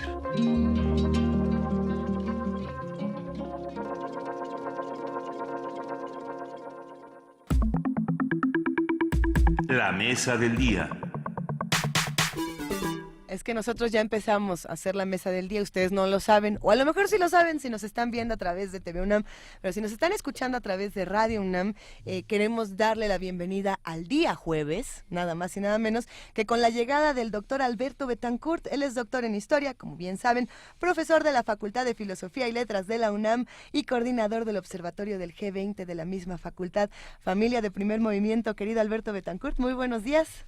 Hola Luisa, muy buenos días, qué gusto poder saludarlos personalmente. Te extrañamos mucho el otro Miguel día. Ángel, Juan Inés, yo también. La verdad es que estaba yo disfrutando del mundo andino, pero extrañaba a mis amigos. Bienvenido de vuelta a casa y cada vez con más experiencias de todos tus viajes. Ya nos contarás más cosas después. Claro, con mucho gusto, ¿no? ¿Hoy de qué? ¿Hoy de qué vamos? Las BRICS. Hoy quisiera yo hablar de la 9ª reunión que realizó el grupo de los BRICS, el grupo multilateral integrado por Brasil, Rusia, India, China y Sudáfrica.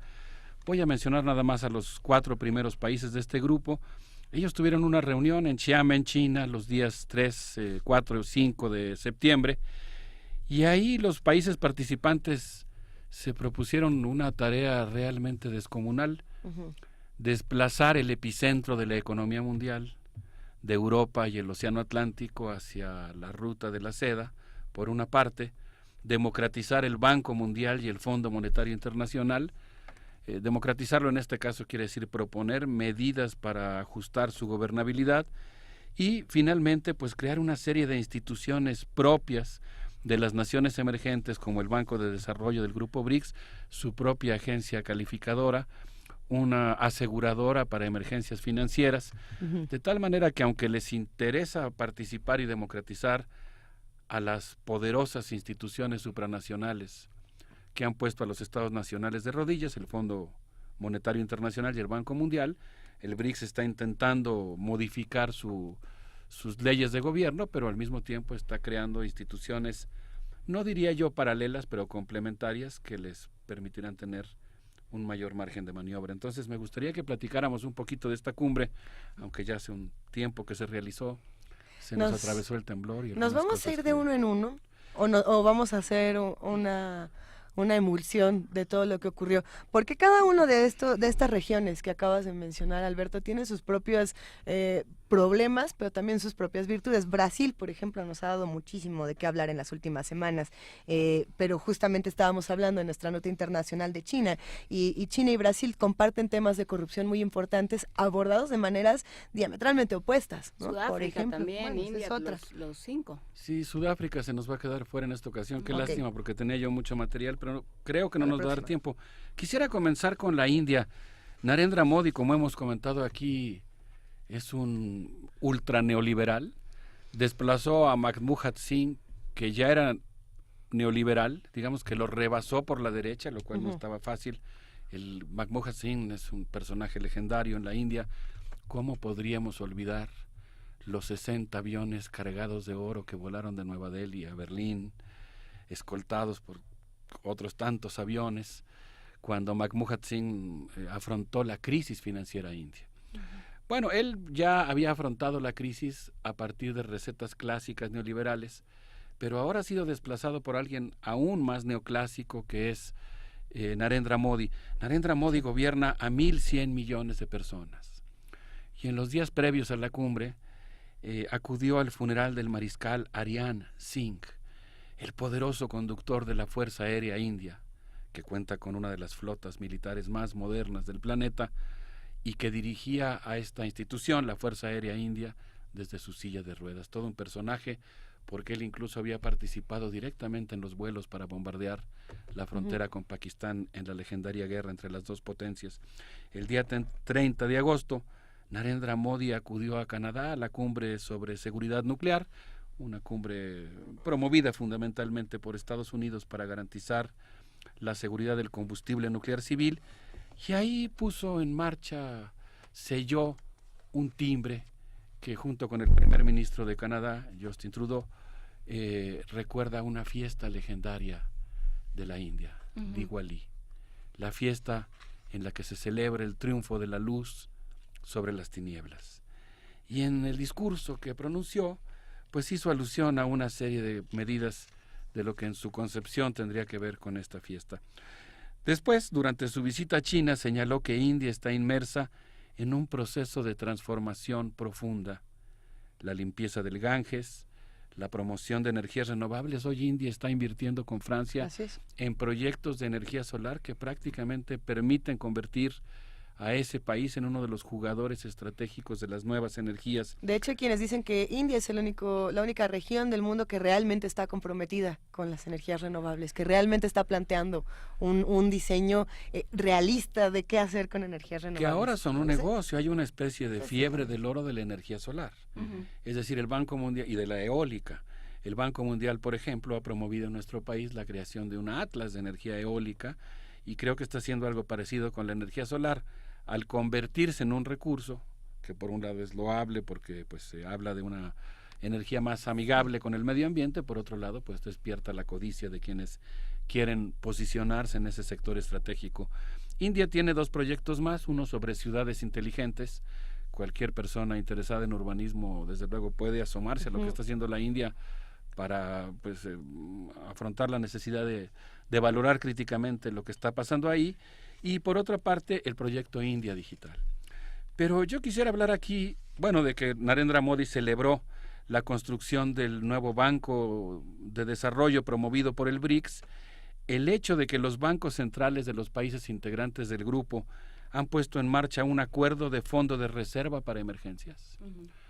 Si hubiera alguna turbulencia financiera provocada por algún especulador que quisiera devaluar su moneda o se presentara una crisis en sus economías, ahora ellos van a contar con un acuerdo entre los bancos centrales del BRICS que les permitirá afrontar emergencias, y la negociación que realizan de manera coordinada al interior del Fondo Monetario Internacional para continuar con las reformas a la ley de gobernabilidad de esa institución. Sin embargo, bueno, además él menciona también la agencia calificadora de BRICS, que es muy importante porque ahora ellos mismos establecerán los criterios de lo que consideran buenos negocios, los calificarán con sus propios raseros y a partir de eso dictaminarán si una empresa es viable, si un proyecto puede recibir créditos. Ya no van a depender de las calificadoras occidentales. Ese es un paso muy importante que ha dado el BRICS. Pero yo quisiera recordar aquí que en su discurso Narendra Modi enfatizó la lucha que libra su gobierno contra el dinero sucio, y este es el eufemismo que él utiliza para prohibir la circulación de dinero y obligar a los pobres a pagarle a los bancos por sus transacciones. Ya habíamos hablado aquí en alguna ocasión la falta de efectivo, eso. De la falta de moneda. Así es. Que fue una crisis espeluznante hace más o menos un año, ¿no? Pues fue y continúa. Efectivamente, empezó hace un año, como bien señalas. Realmente lo que hizo Narendra Modi fue cumplir el sueño de Friedrich Hayek, el gran economista neoclásico. Hoy cuando hablamos de neoliberalismo, pues hablamos, entre otras cosas, de Hayek. Él planteaba en su libro que se llama La desnacionalización del dinero, la idea de que el dinero debe dejar de ser emitido por bancos centrales públicos y gubernamentales y debe privatizarse. Es decir, que debe haber medios de cambio que sean emitidos por empresas privadas. Okay. Eso es lo que ha ocurrido en la India. Vandana Shiva ha condenado lo que llama la dictadura del dinero digital porque atenta contra las economías autoorganizadas, a las que el neoliberalismo suele llamar informales, y centraliza el comercio en manos de grandes gigantes digitales. Estaba yo viendo las fotografías conmovedoras, colas de hasta 2 kilómetros que están haciendo los pobres indios para ir a cambiar sus billetes de 1,000 rupias para poder recibir billetes más pequeños, o en su caso, pues tramitar ante los bancos sus tarjetas bancarias. ¿Qué quiere decir eso? Que ahora si alguien va a utilizar el equivalente al dinero, que ahora sería la tarjeta, pues va a tenerle que pagar intereses a los bancos. Y estamos hablando de 1,100 millones de personas, descontando a los niños desde luego, pero todo mundo que realice operaciones financieras va a tener que pagarle dinero a los bancos por hacer uso de la moneda. Así que Narendra Modi pues consiguió la privatización del dinero, un sueño neoliberal. Aguas y mucha atención, porque a veces en la India vemos lugares comunes, pero están ocurriendo fenómenos muy importantes. Mira, el contraste precisamente, ¿no? Hablamos de energías sustentables, hablamos de ciudades inteligentes y lo contrastamos con el trato que le damos a los habitantes de estas ciudades, ¿no? Entonces, así es, bueno, exacto. Pues que ahí quede. Que bueno, sí, por eso creo que está muy bien, y ahora que lo haces, digamos, retomo tu iniciativa, replico tu comentario, lo acepto pensando que habría que ponerle comillas a eso de las ciudades inteligentes, porque sí tendrán algunas ventajas, pero en realidad también está hablando de todo un modelo de privatización de la vida urbana que se va a colar por ahí y que habría que atender. Por lo pronto este fue como un pequeño paseo por la India y los interesantes procesos que está viviendo ahí. El segundo país es Brasil. En vísperas de su viaje a China, el 15 de septiembre, Michel Temer, el presidente de Brasil, presidente que traicionó a Dilma Rousseff, era su vicepresidente, y que se sigue saliendo con la suya todos los días. Y que ha aceptado que fue informante de la CIA, visitó el Instituto Estatal del Cerebro de Río de Janeiro, el Instituto Paulo Niemeyer, no sé si tenga algún parentesco con el gran arquitecto brasileño. Ahora, Juan Inés, tú que estás familiarizada con temas de patología y lucha contra el SIDA, el Centro de Radiocirugía de ese instituto le mostró al presidente el bisturí de rayos gamma, que es una cosa así de lujo para poder hacer operaciones neurológicas y que permitirá atender algunos de los padecimientos del mal del Parkinson. En ese mismo pabellón se atiende a los enfermos del Zika, quienes, pues, por ejemplo, padecen microcefalia. Así que, bueno, pues por ahí anduvo Michel Temer. ¿Querías decir algo sobre la lucha contra el Zika? No, hay una parte que es interesante del trabajo que se ha hecho en India y en otros países, creo que también en Brasil, en contra de las farmacéuticas también. Pues básicamente se han pirateado las moléculas, ¿no? Y entonces, claro, desajustas todo el mercado. En el momento en que tú dices, pues yo tengo esta cantidad de población enferma y no tengo los recursos para tratarla porque las farmacéuticas no funcionan de la manera que ya sabemos, entonces lo que han hecho ha sido reproducir las moléculas y hacer sus propios genéricos, lo cual trae una serie de consecuencias éticas, pero también está basado en un problema de salud pública brutal. Entonces también está ese otro lado. Claro, aquí hemos hablado de un concepto que de alguna manera yo refresqué, encontré, digamos, y aquilaté a partir de la lectura de los trabajos de Lucio Oliver, que tiene que ver con lo que hemos llamado la relación societal, ¿no? Esta relación que tiene la sociedad con el Estado. Y efectivamente la relación de la sociedad con el Estado en India pues es una relación que es cambiante. En el momento de las huelgas generales que hemos reseñado aquí, pues la sociedad se empodera, impone cosas, logra triunfos, después baja la marea del movimiento popular y pues ni modo, regresan los ultras neoliberales y vuelven a imponer sus políticas.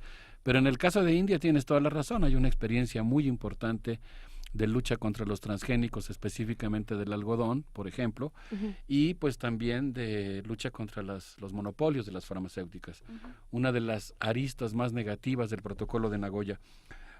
Regreso a Brasil y quisiera decir que el 29 de septiembre, en vísperas de su viaje a China, el presidente Temer de Brasil aseguró en un video difundido por redes sociales que China podría invertir en las empresas que serán privatizadas en Brasil. Este es el momento en la historia en que hay mayores inversiones estadounidenses en Brasil y hay todo un proceso de desmantelamiento de los logros que se habían conseguido durante el Partido de los Trabajadores y están en marcha una serie de reformas estructurales.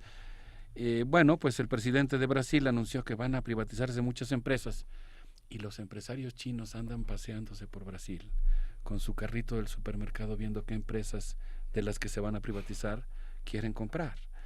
Y de hecho, el día que llegó a Xiamen, a la cumbre del BRICS, el día 31 de agosto, en Beijing, antes de llegar a Xiamen, Temer se reunió con los empresarios chinos, Sun Yafang, es la empresaria china Sun Yafang, con Chen Feng, presidenta del grupo empresarial HNA, y con Lu Xun, presidente de China Three Gorges Corporation. Resulta que Sun Yafang es una poderosa mujer china. Ahora que escuchaba yo, qué lujo para nuestro programa haber tenido ayer a mi amiga, la doctora Ana Teresa Gutiérrez del CID, y el día de hoy al doctor Anguiano, qué cosa, ¿no? Que estés enterando con esos expertos de lo que está pasando en esos países. Bueno, pues en el caso de China, ahora que hay tan pocas mujeres en el Comité Central, yo siempre pienso que es mejor que haya muchas mujeres en todas las instancias sociales, pues en el Comité Central con mayor razón. Pero bueno, desafortunadamente hay muy pocas mujeres en el Comité Central, no hay mujeres en la Comisión Permanente del Comité Central, ni en la Comisión Política. Pero hay una mujer muy poderosa en China, que Sun Yafang, que es presidenta del Consejo de Huawei, que es una poderosa empresa que vende cerca de 39 mil millones de dólares en celulares a Europa. La revista Forbes la considera una de las mujeres empresarias más poderosas del mundo. Ya tuvo una reunión con Temer. Lo mismo el representante del grupo HNA, que tiene invertidos una gran cantidad de recursos en muy diferentes rubros, pero tiene una gran aerolínea. Y finalmente la empresa Three Gorges Corporation, que construyó una presa hidroeléctrica, la más grande del mundo, en el río Yangtze, que es realmente interesante. El río Xiangyang se pronuncia en chino, que tiene 6.308 kilómetros de largo, es el tercero más grande de Asia y en sus riberas se asienta la tercera parte de la población de China. Así que esta empresa hidroeléctrica tiene su poder y anda con su carrito del supermercado paseándose por Brasil. ¿Qué les parece si vamos a escuchar a un clásico indio, Ravi Shankar, con esto que se llama Regresando a la Feria? A ver si les gusta. Venga.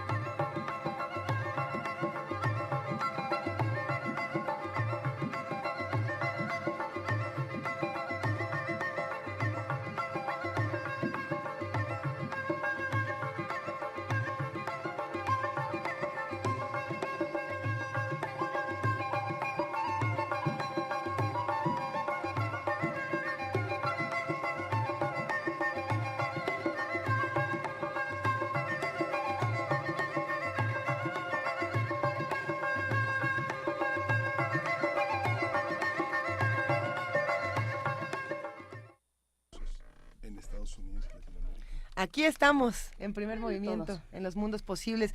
Lo que pasa es que ustedes no lo saben, pero nosotros seguimos discutiendo apasionadamente el tema de las BRICS, porque nos vamos de país en país y cada uno tiene, querido Alberto Betancourt, sus peculiaridades. Y ya pasamos por Brasil, ya pasamos por India, pero Rusia y China son los que en este momento quizá encienden más número de controversias, el mayor número de controversias en los medios de comunicación. ¿Tú qué piensas? Bueno, Sí. no es que Brasil también, pero bueno. Qué gran potencia cultural es India, ¿no? Escuchamos su música, simplemente su música, y te das cuenta de lo que hay ahí. Esta fiesta de Igualí, de la lucha de la luz contra las tinieblas, creo que me obliga a dedicar la canción anterior que acabamos de escuchar a los campesinos indios que están luchando contra la privatización del dinero, y desde luego pues al pueblo brasileño, de quien tendremos música más adelante, que también está luchando contra estas privatizaciones y está tratando de defender el pacto social que mínimamente y con todas las contradicciones del caso había logrado construir en los últimos años y que actualmente se está desmontando. Así es. Pues vamos ahora a pasar lista, digamos, con Rusia y con China. Rusia y China tienen una alianza estratégica. Aquí me tocó presenciar justamente una interesante discusión sobre los matices con los que se puede apreciar el nivel de intensidad de esta alianza estratégica, que son esas cosas que te ofrece Radio UNAM, que ofrece muchas cosas, pero yo creo que la construcción de espacios para discutir académicamente los temas es fundamental, es parte de una de las prácticas cruciales de una universidad, ¿no? El poder confrontar constructivamente puntos de vista. La potencia euroasiática, ruso-china, en cualquiera de las acepciones en que se pueda leer el nivel de alianza, digamos, más superficial y convenenciero o más estratégico y profundo, pues es un gran acontecimiento geopolítico mundial. Vladimir Putin acudió el 1 de septiembre a inaugurar una escuela olímpica de hockey. Yo no entendía en este ejercicio que hacemos de ir siguiendo a los jefes de Estado por qué le daban tanta relevancia a la escuela olímpica de hockey. Por supuesto, tengo muy presente que durante la Guerra Fría una de sus expresiones más saludables, podríamos decir, era la final del Mundial de Hockey entre Rusia y Estados Unidos. Son grandes jugadores y ahí estuvo con los jóvenes del Lokomotiv Yaroslav, el famoso equipo de hockey con sede en Minsk, cuyos y ahí después entendí por qué. Lo que pasa es que los jugadores del equipo, los 44 jugadores del equipo con todo y su cuerpo técnico, perdieron la vida en un accidente aéreo hace aproximadamente en 2011. Entonces, claro, eso es una herida en la vida deportiva y la vida social del pueblo ruso, y ahora estar con los jovencitos que van a relevar al equipo, pues será un acontecimiento importante. A su llegada a Xiamen, Vladimir Putin se reunió con Abdel Fattah el-Sisi, el presidente de Egipto, quien, como todos sabemos, fue el responsable de la inteligencia durante el gobierno de Hosni Mubarak. Hosni Mubarak, no sé si estén de acuerdo conmigo, pero yo pienso que era una mezcla entre Porfirio Díaz y Carlos Salinas de Gortari. Carlos Salinas de Gortari por su política neoliberal y Porfirio Díaz porque se mantuvo en el poder durante varias décadas. Una combinación un tanto oscura. Mubarak fue, digamos, derribado del poder por un amplio movimiento popular que se opuso a sus políticas. A unos meses de que el presidente de Estados Unidos de entonces, Barack Obama, lo considerara una de las figuras más importantes y amigos de los Estados Unidos, el movimiento popular lo derrocó. Estados Unidos tuvo que cambiar su punto de vista y decir que siempre habría apoyado la primavera árabe. Pero el hecho es que llegó al poder Mohamed Morsi, quien encabezaba al grupo de los hermanos musulmanes. Todos recordamos, lo traigo a cuenta ahora porque en esta reunión que tuvieron en China, el presidente de Egipto y el presidente ruso, yo me acordaba de la imagen de Vladimir Putin bajando de un avión con esta máquina de guerra elaborada por Abraham Kalashnikov, el AK-47. No me acuerdo, eso tal vez ya sea producto de mi imaginación, incluso era dorada, y le regaló el arma al actual presidente de Egipto. Resulta que Morsi fue justamente derrocado por Sisi, y cuando Sisi derrota a Morsi, que había llegado al poder mediante las urnas, fue Sisi el que recibió el AK-47, no Morsi. Digamos, Sisi después de Hosni Mubarak llega al poder Morsi. Después Morsi es derrocado por un golpe de estado que da Sisi, y Sisi es el que recibe a Vladimir Putin en el aeropuerto, y Putin le entrega como regalo un AK-47 como emblema de las armas que Rusia está proveyendo a este país. Bueno, pues resulta que Sisi hizo una cosa tremenda, dio el golpe de Estado contra Morsi, apresó a 60,000 personas y condenó en los tribunales a muerte a 500 hermanos musulmanes. Este tipo de noticias que uno dice, ¿cómo es posible? Estoy viviendo en el siglo XXI. De verdad estoy viviendo en el siglo XXI. Yo imaginándome la escena de los condenados a muerte, balanceándome en el Cairo, no podía dormir tranquilo. Y me di cuenta de cuánta razón tiene Walter Benjamin cuando dice que a veces los medios de comunicación, cuando no cumplen adecuadamente su papel, pues lo que hacen es acostumbrarnos a noticias tremendas y dejarlas pasar, observarlas con el rabillo del ojo y después continuar nuestro camino. No te da tiempo, ¿no?, de detenerte a pensar eso, pero es con esa noticia nada más, era como para quedarse con el corazón estrujado por largo tiempo, como me ha ocurrido a mí. Por eso cuando vi la reunión entre Putin y Sisi, recordé eso. No desconozco si después los tribunales indultarían a algunos de los condenados. Yo me quedé en el momento en el que me quedé informativamente, en el momento en el que los tribunales emitieron su sentencia. Ya no supe si se hizo valedera, hubo algún indulto o alguna cosa que salvara de este terrible destino a los opositores. Pero el punto al es golpista. que eso se puede, digamos, ¿no? O sea, digamos que eso es factible en una república o en un régimen en el siglo XXI. En un régimen con tanta historia, bueno, en un país con tanta historia y con un régimen marcado por estas actitudes siniestras. Vladimir Putin celebró también la creación del nuevo Banco de Desarrollo durante la cumbre y dijo que Rusia está recibiendo apoyo para 3 proyectos: la purificación del río Volga, que como todos sabemos es un río navegable que va del Mar Negro al Mar Báltico. Hay muchas excursiones incluso, ¿no?, que cruzan ese río.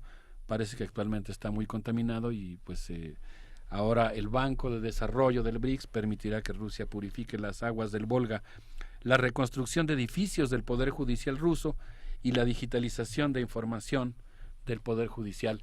Finalmente, Vladimir Putin, después de reunirse con Sisi, se reunió con el con el presidente Enrique Peña Nieto, y hablaron de algunos de los proyectos que tiene Rusia en nuestro país, entre otras algunas inversiones en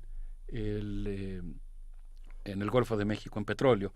La empresa Lukoil, que es rusa, está asociada con empresas francesas y está explotando pozos petroleros rusos, además de la venta de pozos petroleros mexicanos con esta empresa rusa, además de los aviones Superjet 100 que Rusia le vendió a Interjet. Finalmente terminaría con el caso de China. El presidente Xi Jinping, nos ocuparemos próximamente del importante acontecimiento político que fue el Congreso del Partido Comunista Chino, pero el presidente Xi Jinping, por lo pronto, en la cumbre de Xiamen, se propuso una tarea descomunal. No sé, nuestros amigos del auditorio, nosotros que estamos aquí en la cabina, pues haces tus planes de trabajo para la semana, para el año, ¿no? Tienes propósitos, encaminas tus esfuerzos hacia ciertas tareas. Xi Jinping se propuso una tarea realmente descomunal y mitológica: desplazar el epicentro de la economía mundial a la ruta terrestre y marítima de la seda. El 14 de mayo de este año organizó un foro sobre el tema al que confluyeron representantes de 100 países del mundo. China defenderá su soberanía y será muy firme en relación a Taiwán y el Mar del Sur, declaró durante la reunión del BRICS. Xi Jinping ha ofrecido un sistema de gobernanza global más incluyente, equitativo y balanceado. Xi Jinping anda por el mundo haciendo algo realmente digno de observarse. No digo que esté de acuerdo con él o que no haya que verlo. Tiene cosas interesantes y está proponiendo un modelo de gobernanza global alternativo al que está proponiendo Estados Unidos. Y en ese contexto declaró explícitamente, cosa que ratificó ahora en la reunión del Congreso del partido, que China está preparada para asumir su responsabilidad como el mayor país de la comunidad planetaria. Y justo, querida Alberto Betancourt, para abonar a esto que estás diciendo, en conversaciones anteriores nos preguntábamos por qué Estados Unidos estaba tomando las estrategias que tomaba o decidía las cosas que decidía con Corea del Norte, con Tailandia, con Rusia, y lo platicamos, nos lo decías tú, nos lo decía también Fernando Villaseñor, el doctor Fernando Villaseñor. Lo que está intentando hacer Estados Unidos es quitarle aliados a China antes de que se vuelva tan poderosa que no la puedan controlar, y pues bueno, se les fue, ¿no? Ya llegó el momento. Estados Unidos no tiene diplomacia en este momento, no tiene fuerza diplomática. Sí, y China sí tiene un proyecto. Estamos viendo el cenit del poder estadounidense en el mundo, la retracción del poder estadounidense, una retracción acelerada por las torpezas diplomáticas del presidente Trump y el orto del poder chino, ¿no? Del poder mundial chino. Digamos, en términos de esta lucha entre colosos, pues es un acontecimiento geopolítico que hay que observar.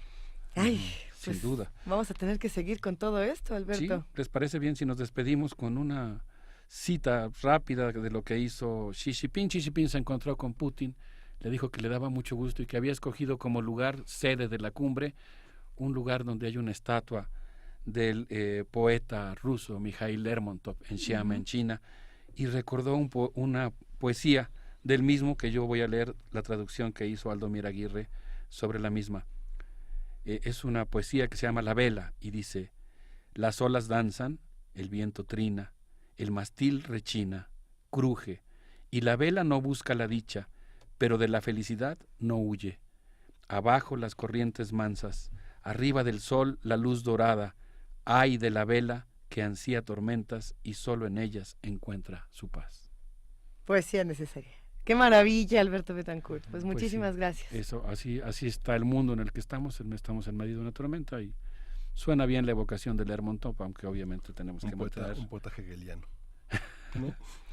Pues cerremos con música para darnos un abrazo y seguir hablando del tema de los BRICS. ¿Qué vamos a escuchar para despedirnos, querido Alberto? ¿Qué les parece si nos vamos a la defensa del Amazonas y evocamos aquí a Nana Vasconcelos con Cara con Cara, y mandamos un saludo a quienes están defendiendo el Amazonas de las empresas petroleras? Excelente. Millones de gracias, Alberto. Estos fueron los mundos posibles de Alberto Betancourt.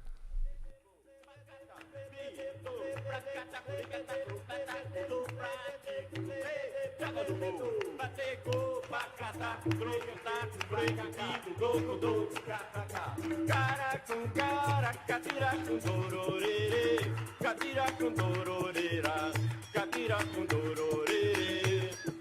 Cara con cara, catira con dororere, catira con dororera, catira con dororere, catira con dororera, catira con dororere. Cara con cara, catira con dororere, catira con dororera, catira con dororere. Cara con cara, catira con dororere, catira con dororera, catira con dororere, catira con dororera, catira con dororere.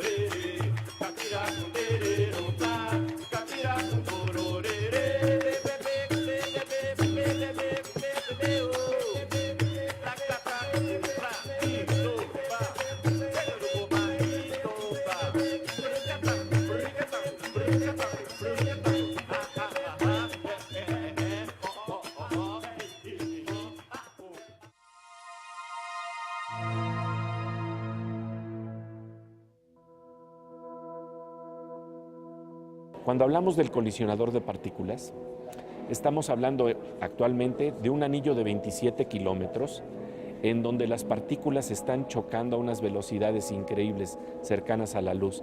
Simplemente hay que pensar que las partículas, antes de chocar, están dándole 11.245 vueltas por segundo a un anillo de 27 kilómetros, y cuando se estrellan las partículas, entonces se dan energías e intensidades que son similares a las de unos instantes después del Big Bang.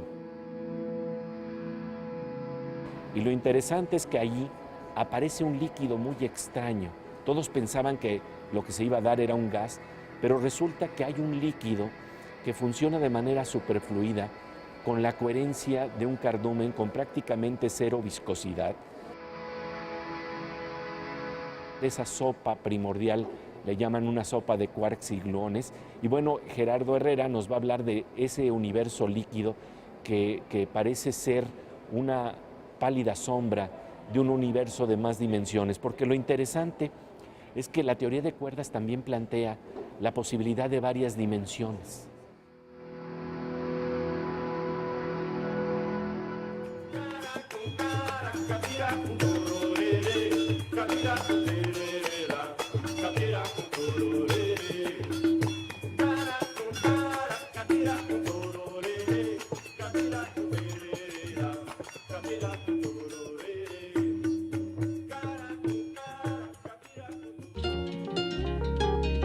Primer movimiento.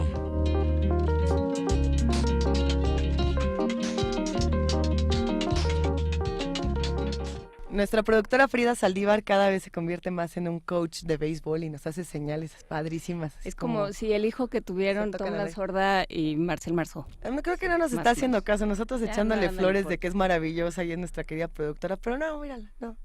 Ya siguen sus asuntos. Gracias a todo el equipo que está haciendo Primer Movimiento, no solamente a los 3 que pueden ver o que pueden escuchar a través de TV o de Radio UNAM, sino del enorme equipo de personas que hacen esto con muchísimo cariño y que se la pasan todos los días buscando locuras y sobre todo buscando alternativas de pensamiento como esta que tienes en la mano, querida Juana Inés. Y que se pregunta, ¿cómo puede un Estado, más bien se responde, cómo puede un Estado que se ha constituido a partir del triunfo de una rebelión armada recuperar el control administrativo sobre el territorio sustrayéndolo a sus propios generales y a los enemigos? ¿Cómo puede negociar con los diversos sectores de la oligarquía económica que apoyó al régimen que la revolución derribó? ¿Cómo puede restablecer las relaciones con la banca internacional, hasta entonces controlada por banqueros que habían servido en los gobiernos de Díaz y Huerta? ¿Qué papel jugaron la estabilización de las finanzas y la fundación del Banco de México en la consolidación del nuevo Estado? Todo esto se lo plantea y lo responde Leonardo Lomelí Vanegas en este libro La política económica y el discurso de la reconstrucción nacional. Abarca de 1917 a 1925 este libro de la colección Cátedra Universitaria publicado por la UNAM. Tenemos 3 ejemplares, 3 que vamos a regalar por teléfono. ¿Cómo se van? Es el primer tomo de una serie de tomos que va a ser. ¿Sí? Mira nomás. Este es el tomo 1 de 1917 a 1925, o sea, el periodo casi inmediatamente postrevolucionario. 55 36 43 39 es el número, lo voy a repetir, 55 36 43 39. A los primeros 3. A los primeros 3 que nos llamen y nos digan. Que nos digan qué. A ver, ¿qué será bueno? Ustedes díganme. ¿Por qué quieren el libro? ¿Por qué quieren el libro? Así de sencillo. Sí. ¿Por qué queremos leer? Y esto también regresa a la discusión que teníamos el día de ayer con Juan Domingo Argüelles. La política económica y el discurso de reconstrucción nacional. Este libro es el que estamos regalando. Oigan, yo mañana quiero regalar libros, ¿puedo? ¿Puedo contar por qué quiero regalar libros? ¿Por qué quieres regalar libros? Bueno, les voy a contar así, de manera muy breve, y eso porque tenemos unos pocos minutitos para charlar entre nosotros. Siempre estamos corre y corre y hagamos una pausa en el camino. Mañana se celebra, bueno, no mañana, pero este fin de semana, no solamente vamos a estar celebrando muchísimos problemas y que no se celebran, sino que se critican. También vamos a tener una pausa para poder salir con nuestras familias a pedir dulces y a divertirnos con esto que le llaman Halloween. Y cada vez que se habla de esta celebración, la gente se polariza en sus casas, las familias dicen, es que Día de Muertos versus Halloween, ¿y por qué tienes que ser tan gringo? ¿Y por qué tienes que ser tan capitalista? Y el otro le dice, pero es que me gustan los monstruos. Y entonces todos empezamos a discutir por un asunto que podemos separar de una manera muy elegante. Y a ese tema quería yo entrar, si me lo permiten, 3 minutos. De hecho, 1, nada más. Solamente decir que esta celebración es importante para muchas personas por la literatura, meramente por la literatura. Es un día en el que se puede conmemorar a muchísimos escritores que nos hemos dedicado a hablar de ellos hasta el cansancio, así que no vamos a volver a hablar ni de Mary Shelley, ni de Edgar Allan Poe, ni de Lovecraft, ni de Clive Barker, ni de Robert Bloch, ni de Joseph Sheridan Le Fanu, ni de... ¿qué otro quieres por ahí? ¿Podemos hablar de Gori? Podemos hablar de Edgar Gorey, podemos hablar de Tim Burton, que también tiene su poemario, podemos hablar de muchísimos seres que se han dedicado a escribir a través del miedo como una experiencia de purificación y que no necesariamente lo hacen por el susto, sino que realmente encuentran profundidad narrativa en lo que hacen. Oscar Wilde es uno de ellos, por ejemplo. Hay tantos y todos son clásicos y todos además acercan a las niñas y a los niños a los libros. Entonces no le hagamos el feo a esta celebración. Si no la queremos festejar, no la festejemos, pero demos chance. Y mañana pues estaremos regalando libros sobre todos estos asuntos macabros. Ay, ya me traje unos. ¿Puedo regalarlos mañana? Puedes regalarlos mañana. Hay que decir que hoy inicia, hablando de esto, hoy inicia Mórbido 2017, el Festival Mórbido en Casa del Lago. Así es, en diferentes sedes, una de ellas es Casa del Lago. Casa del Lago, Cinemanía Loreto, el IMCINE está participando, el Centro Cultural Elena Garro también. Un abrazo a Roberto Coria, que es de los impulsores y de las almas de este Festival Mórbido. Y ya que estamos en esos temas, vamos a escuchar una mini producción de Radio UNAM, Taxidermia con The Thing, la cosa. Están bajo la cama. Son esa sensación de que alguien te mira. Lo los ojos que brillan en la oscuridad. Criaturas de la noche, dueños de las pesadillas. Radio UNAM presenta Taxidermia de colmillos y garras.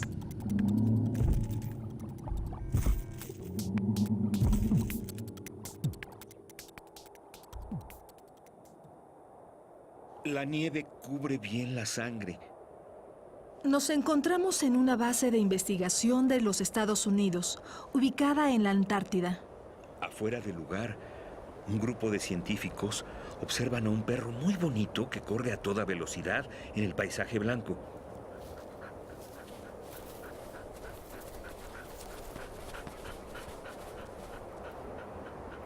Abraza con sus patas a uno de ellos y mueve la cola. Es acariciado. Una explosión ocurre. Desde un lugar en el horizonte, un punto se desplaza rápidamente hacia el perro. Es un hombre. Grita algo en un idioma incomprensible, seguramente noruego.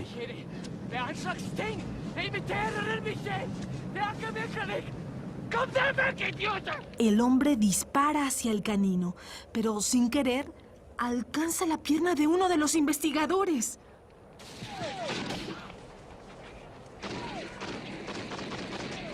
Ninguno puede entender qué dice, pero contraatacan la agresión.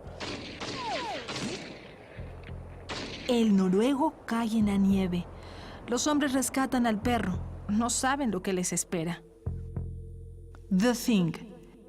Criatura extraterrestre capaz de cambiar de cuerpo que aparece en el libro Who Goes There, adaptada por John Carpenter para el cine. El primer ataque del monstruo ocurrió en la perrera. El perro sufre una metamorfosis que lo transforma en una criatura deforme, con patas de araña, y ataca a los demás perros de la estación. Uno de los científicos mata a la criatura con un lanzallamas. Tras hacer una autopsia al cadáver, se descubre que el fenómeno es capaz de convertirse en cualquier forma de vida, incluso humana. 1, 2, 3. ¡Despejen! La criatura ocupó el cuerpo de uno de los miembros del equipo. En un intento de revivirlo, el desfibrilador estampa en su carne. De inmediato, una boca dentada se abre en medio de su pecho y se traga de una mordida los brazos de quien sostenía el aparato. Un líquido verde emana como una fuente del hueco en el cadáver. Una especie de chicle verde sale del cuello del hombre. Su cabeza se comienza a desprender del cuerpo por sí misma y se convierte en un nuevo ser. Una araña deforme con patas rojizas, antenas y cara de humano se desplaza entre las mesas de trabajo. Alguien intenta incendiarla, pero esta se escurre en busca de su siguiente víctima. The Thing, extraterrestre que toma la forma de las personas que mata. Grabación, Francisco Mejía. Guión, Damaris Vera. Ambientación sonora, Fernando Pérez. Voces, María Sandoval y Juan Stack.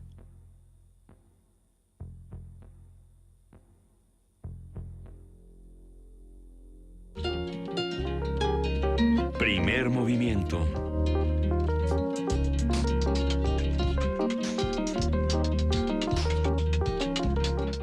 Mandamos abrazos a todos los que... Yo tengo puesto el audífono y no escucho nada, ya lo voy a aventar, perdón. Hay que mandarle un abrazo a todos los que están haciendo comunidad con nosotros y a todos los que nos han escrito mensajes para criticar, para abrazar, para comentar, para generar nuevas discusiones. Por ahí está JL Camacho, Marta Guerrero, OGL, Andrés... Mira, este me gustó mucho, es Andrés Onold, que dice, primera vez que los escucha mi mamá, y los felicita. Excelente programa, dice... Qué Saludos padre. a su mamá de Andrés Onold, porque francamente, qué bueno que alguien nos escuche y le parezca un excelente programa. Se siente Lo hacemos entre bonito. todos. Saludos, señora. Un saludo también para Eduardo Lima, otro saludo muy grande para Ocupa la Nación, para Refrancito, para Miguel Ángel G. Mirán, para César, también para Montserrat Chávez, cómo no, para Carlos Carranza, para Tania Mafalda, te mandamos un abrazote, para El Zarco, para ¿quién más? Pues Ricardo Noé Rodríguez. Luis Pliego, son un montón de radioescuchas los que se manifestaron para hacer comunidad esta mañana. Roberto Coria también luego escribe y dice, muchas gracias por el saludo y la mención. Está pendiente Roberto Coria. Te queremos mucho, querido Roberto Coria, y a ver si nos vemos en un rato más para el inicio de Mórbido 2017. Roberto Coria, que además tiene muchos planes, le fue súper bien en este coloquio de literatura fantástica y está planeando espantarnos con otras cosas en la FIL de Minería, pero no les puedo contar, ya que se las cuente él hasta dentro de un rato. El año que viene. La FIL de Minería. Uy, mijita. Mijo. Uy, mijita, todo lo que falta. Todavía nos falta Guadalajara, todavía nos falta ¿qué otra? La La FILIG.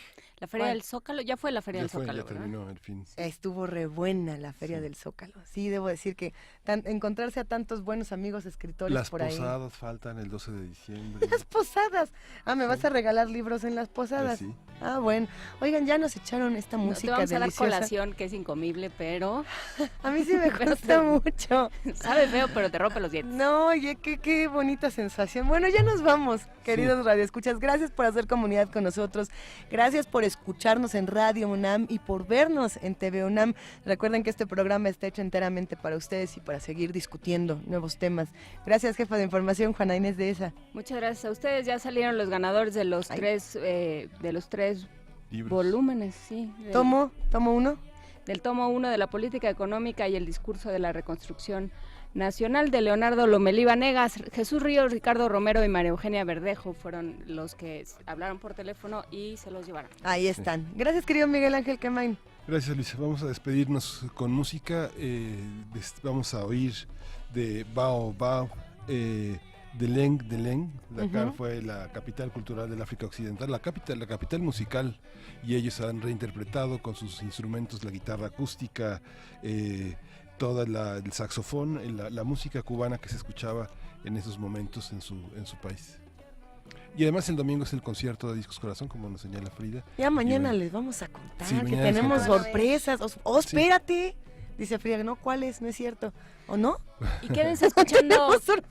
Sí tenemos sorpresas, y quédense. Y otra sorpresa es que pueden quedar y escuchar Calmecali. Sí. Eso. Y si no me equivoco, viene Irma Pineda el día de hoy a Calmecali. Va a estar buenísimo. No le quiten a Radio UNAM. Acá seguimos. Una de las grandes poetas para reflexionar sobre la semilla y la raíz de su palabra, ¿no? Bueno, esto fue Primer Movimiento. El mundo desde la universidad.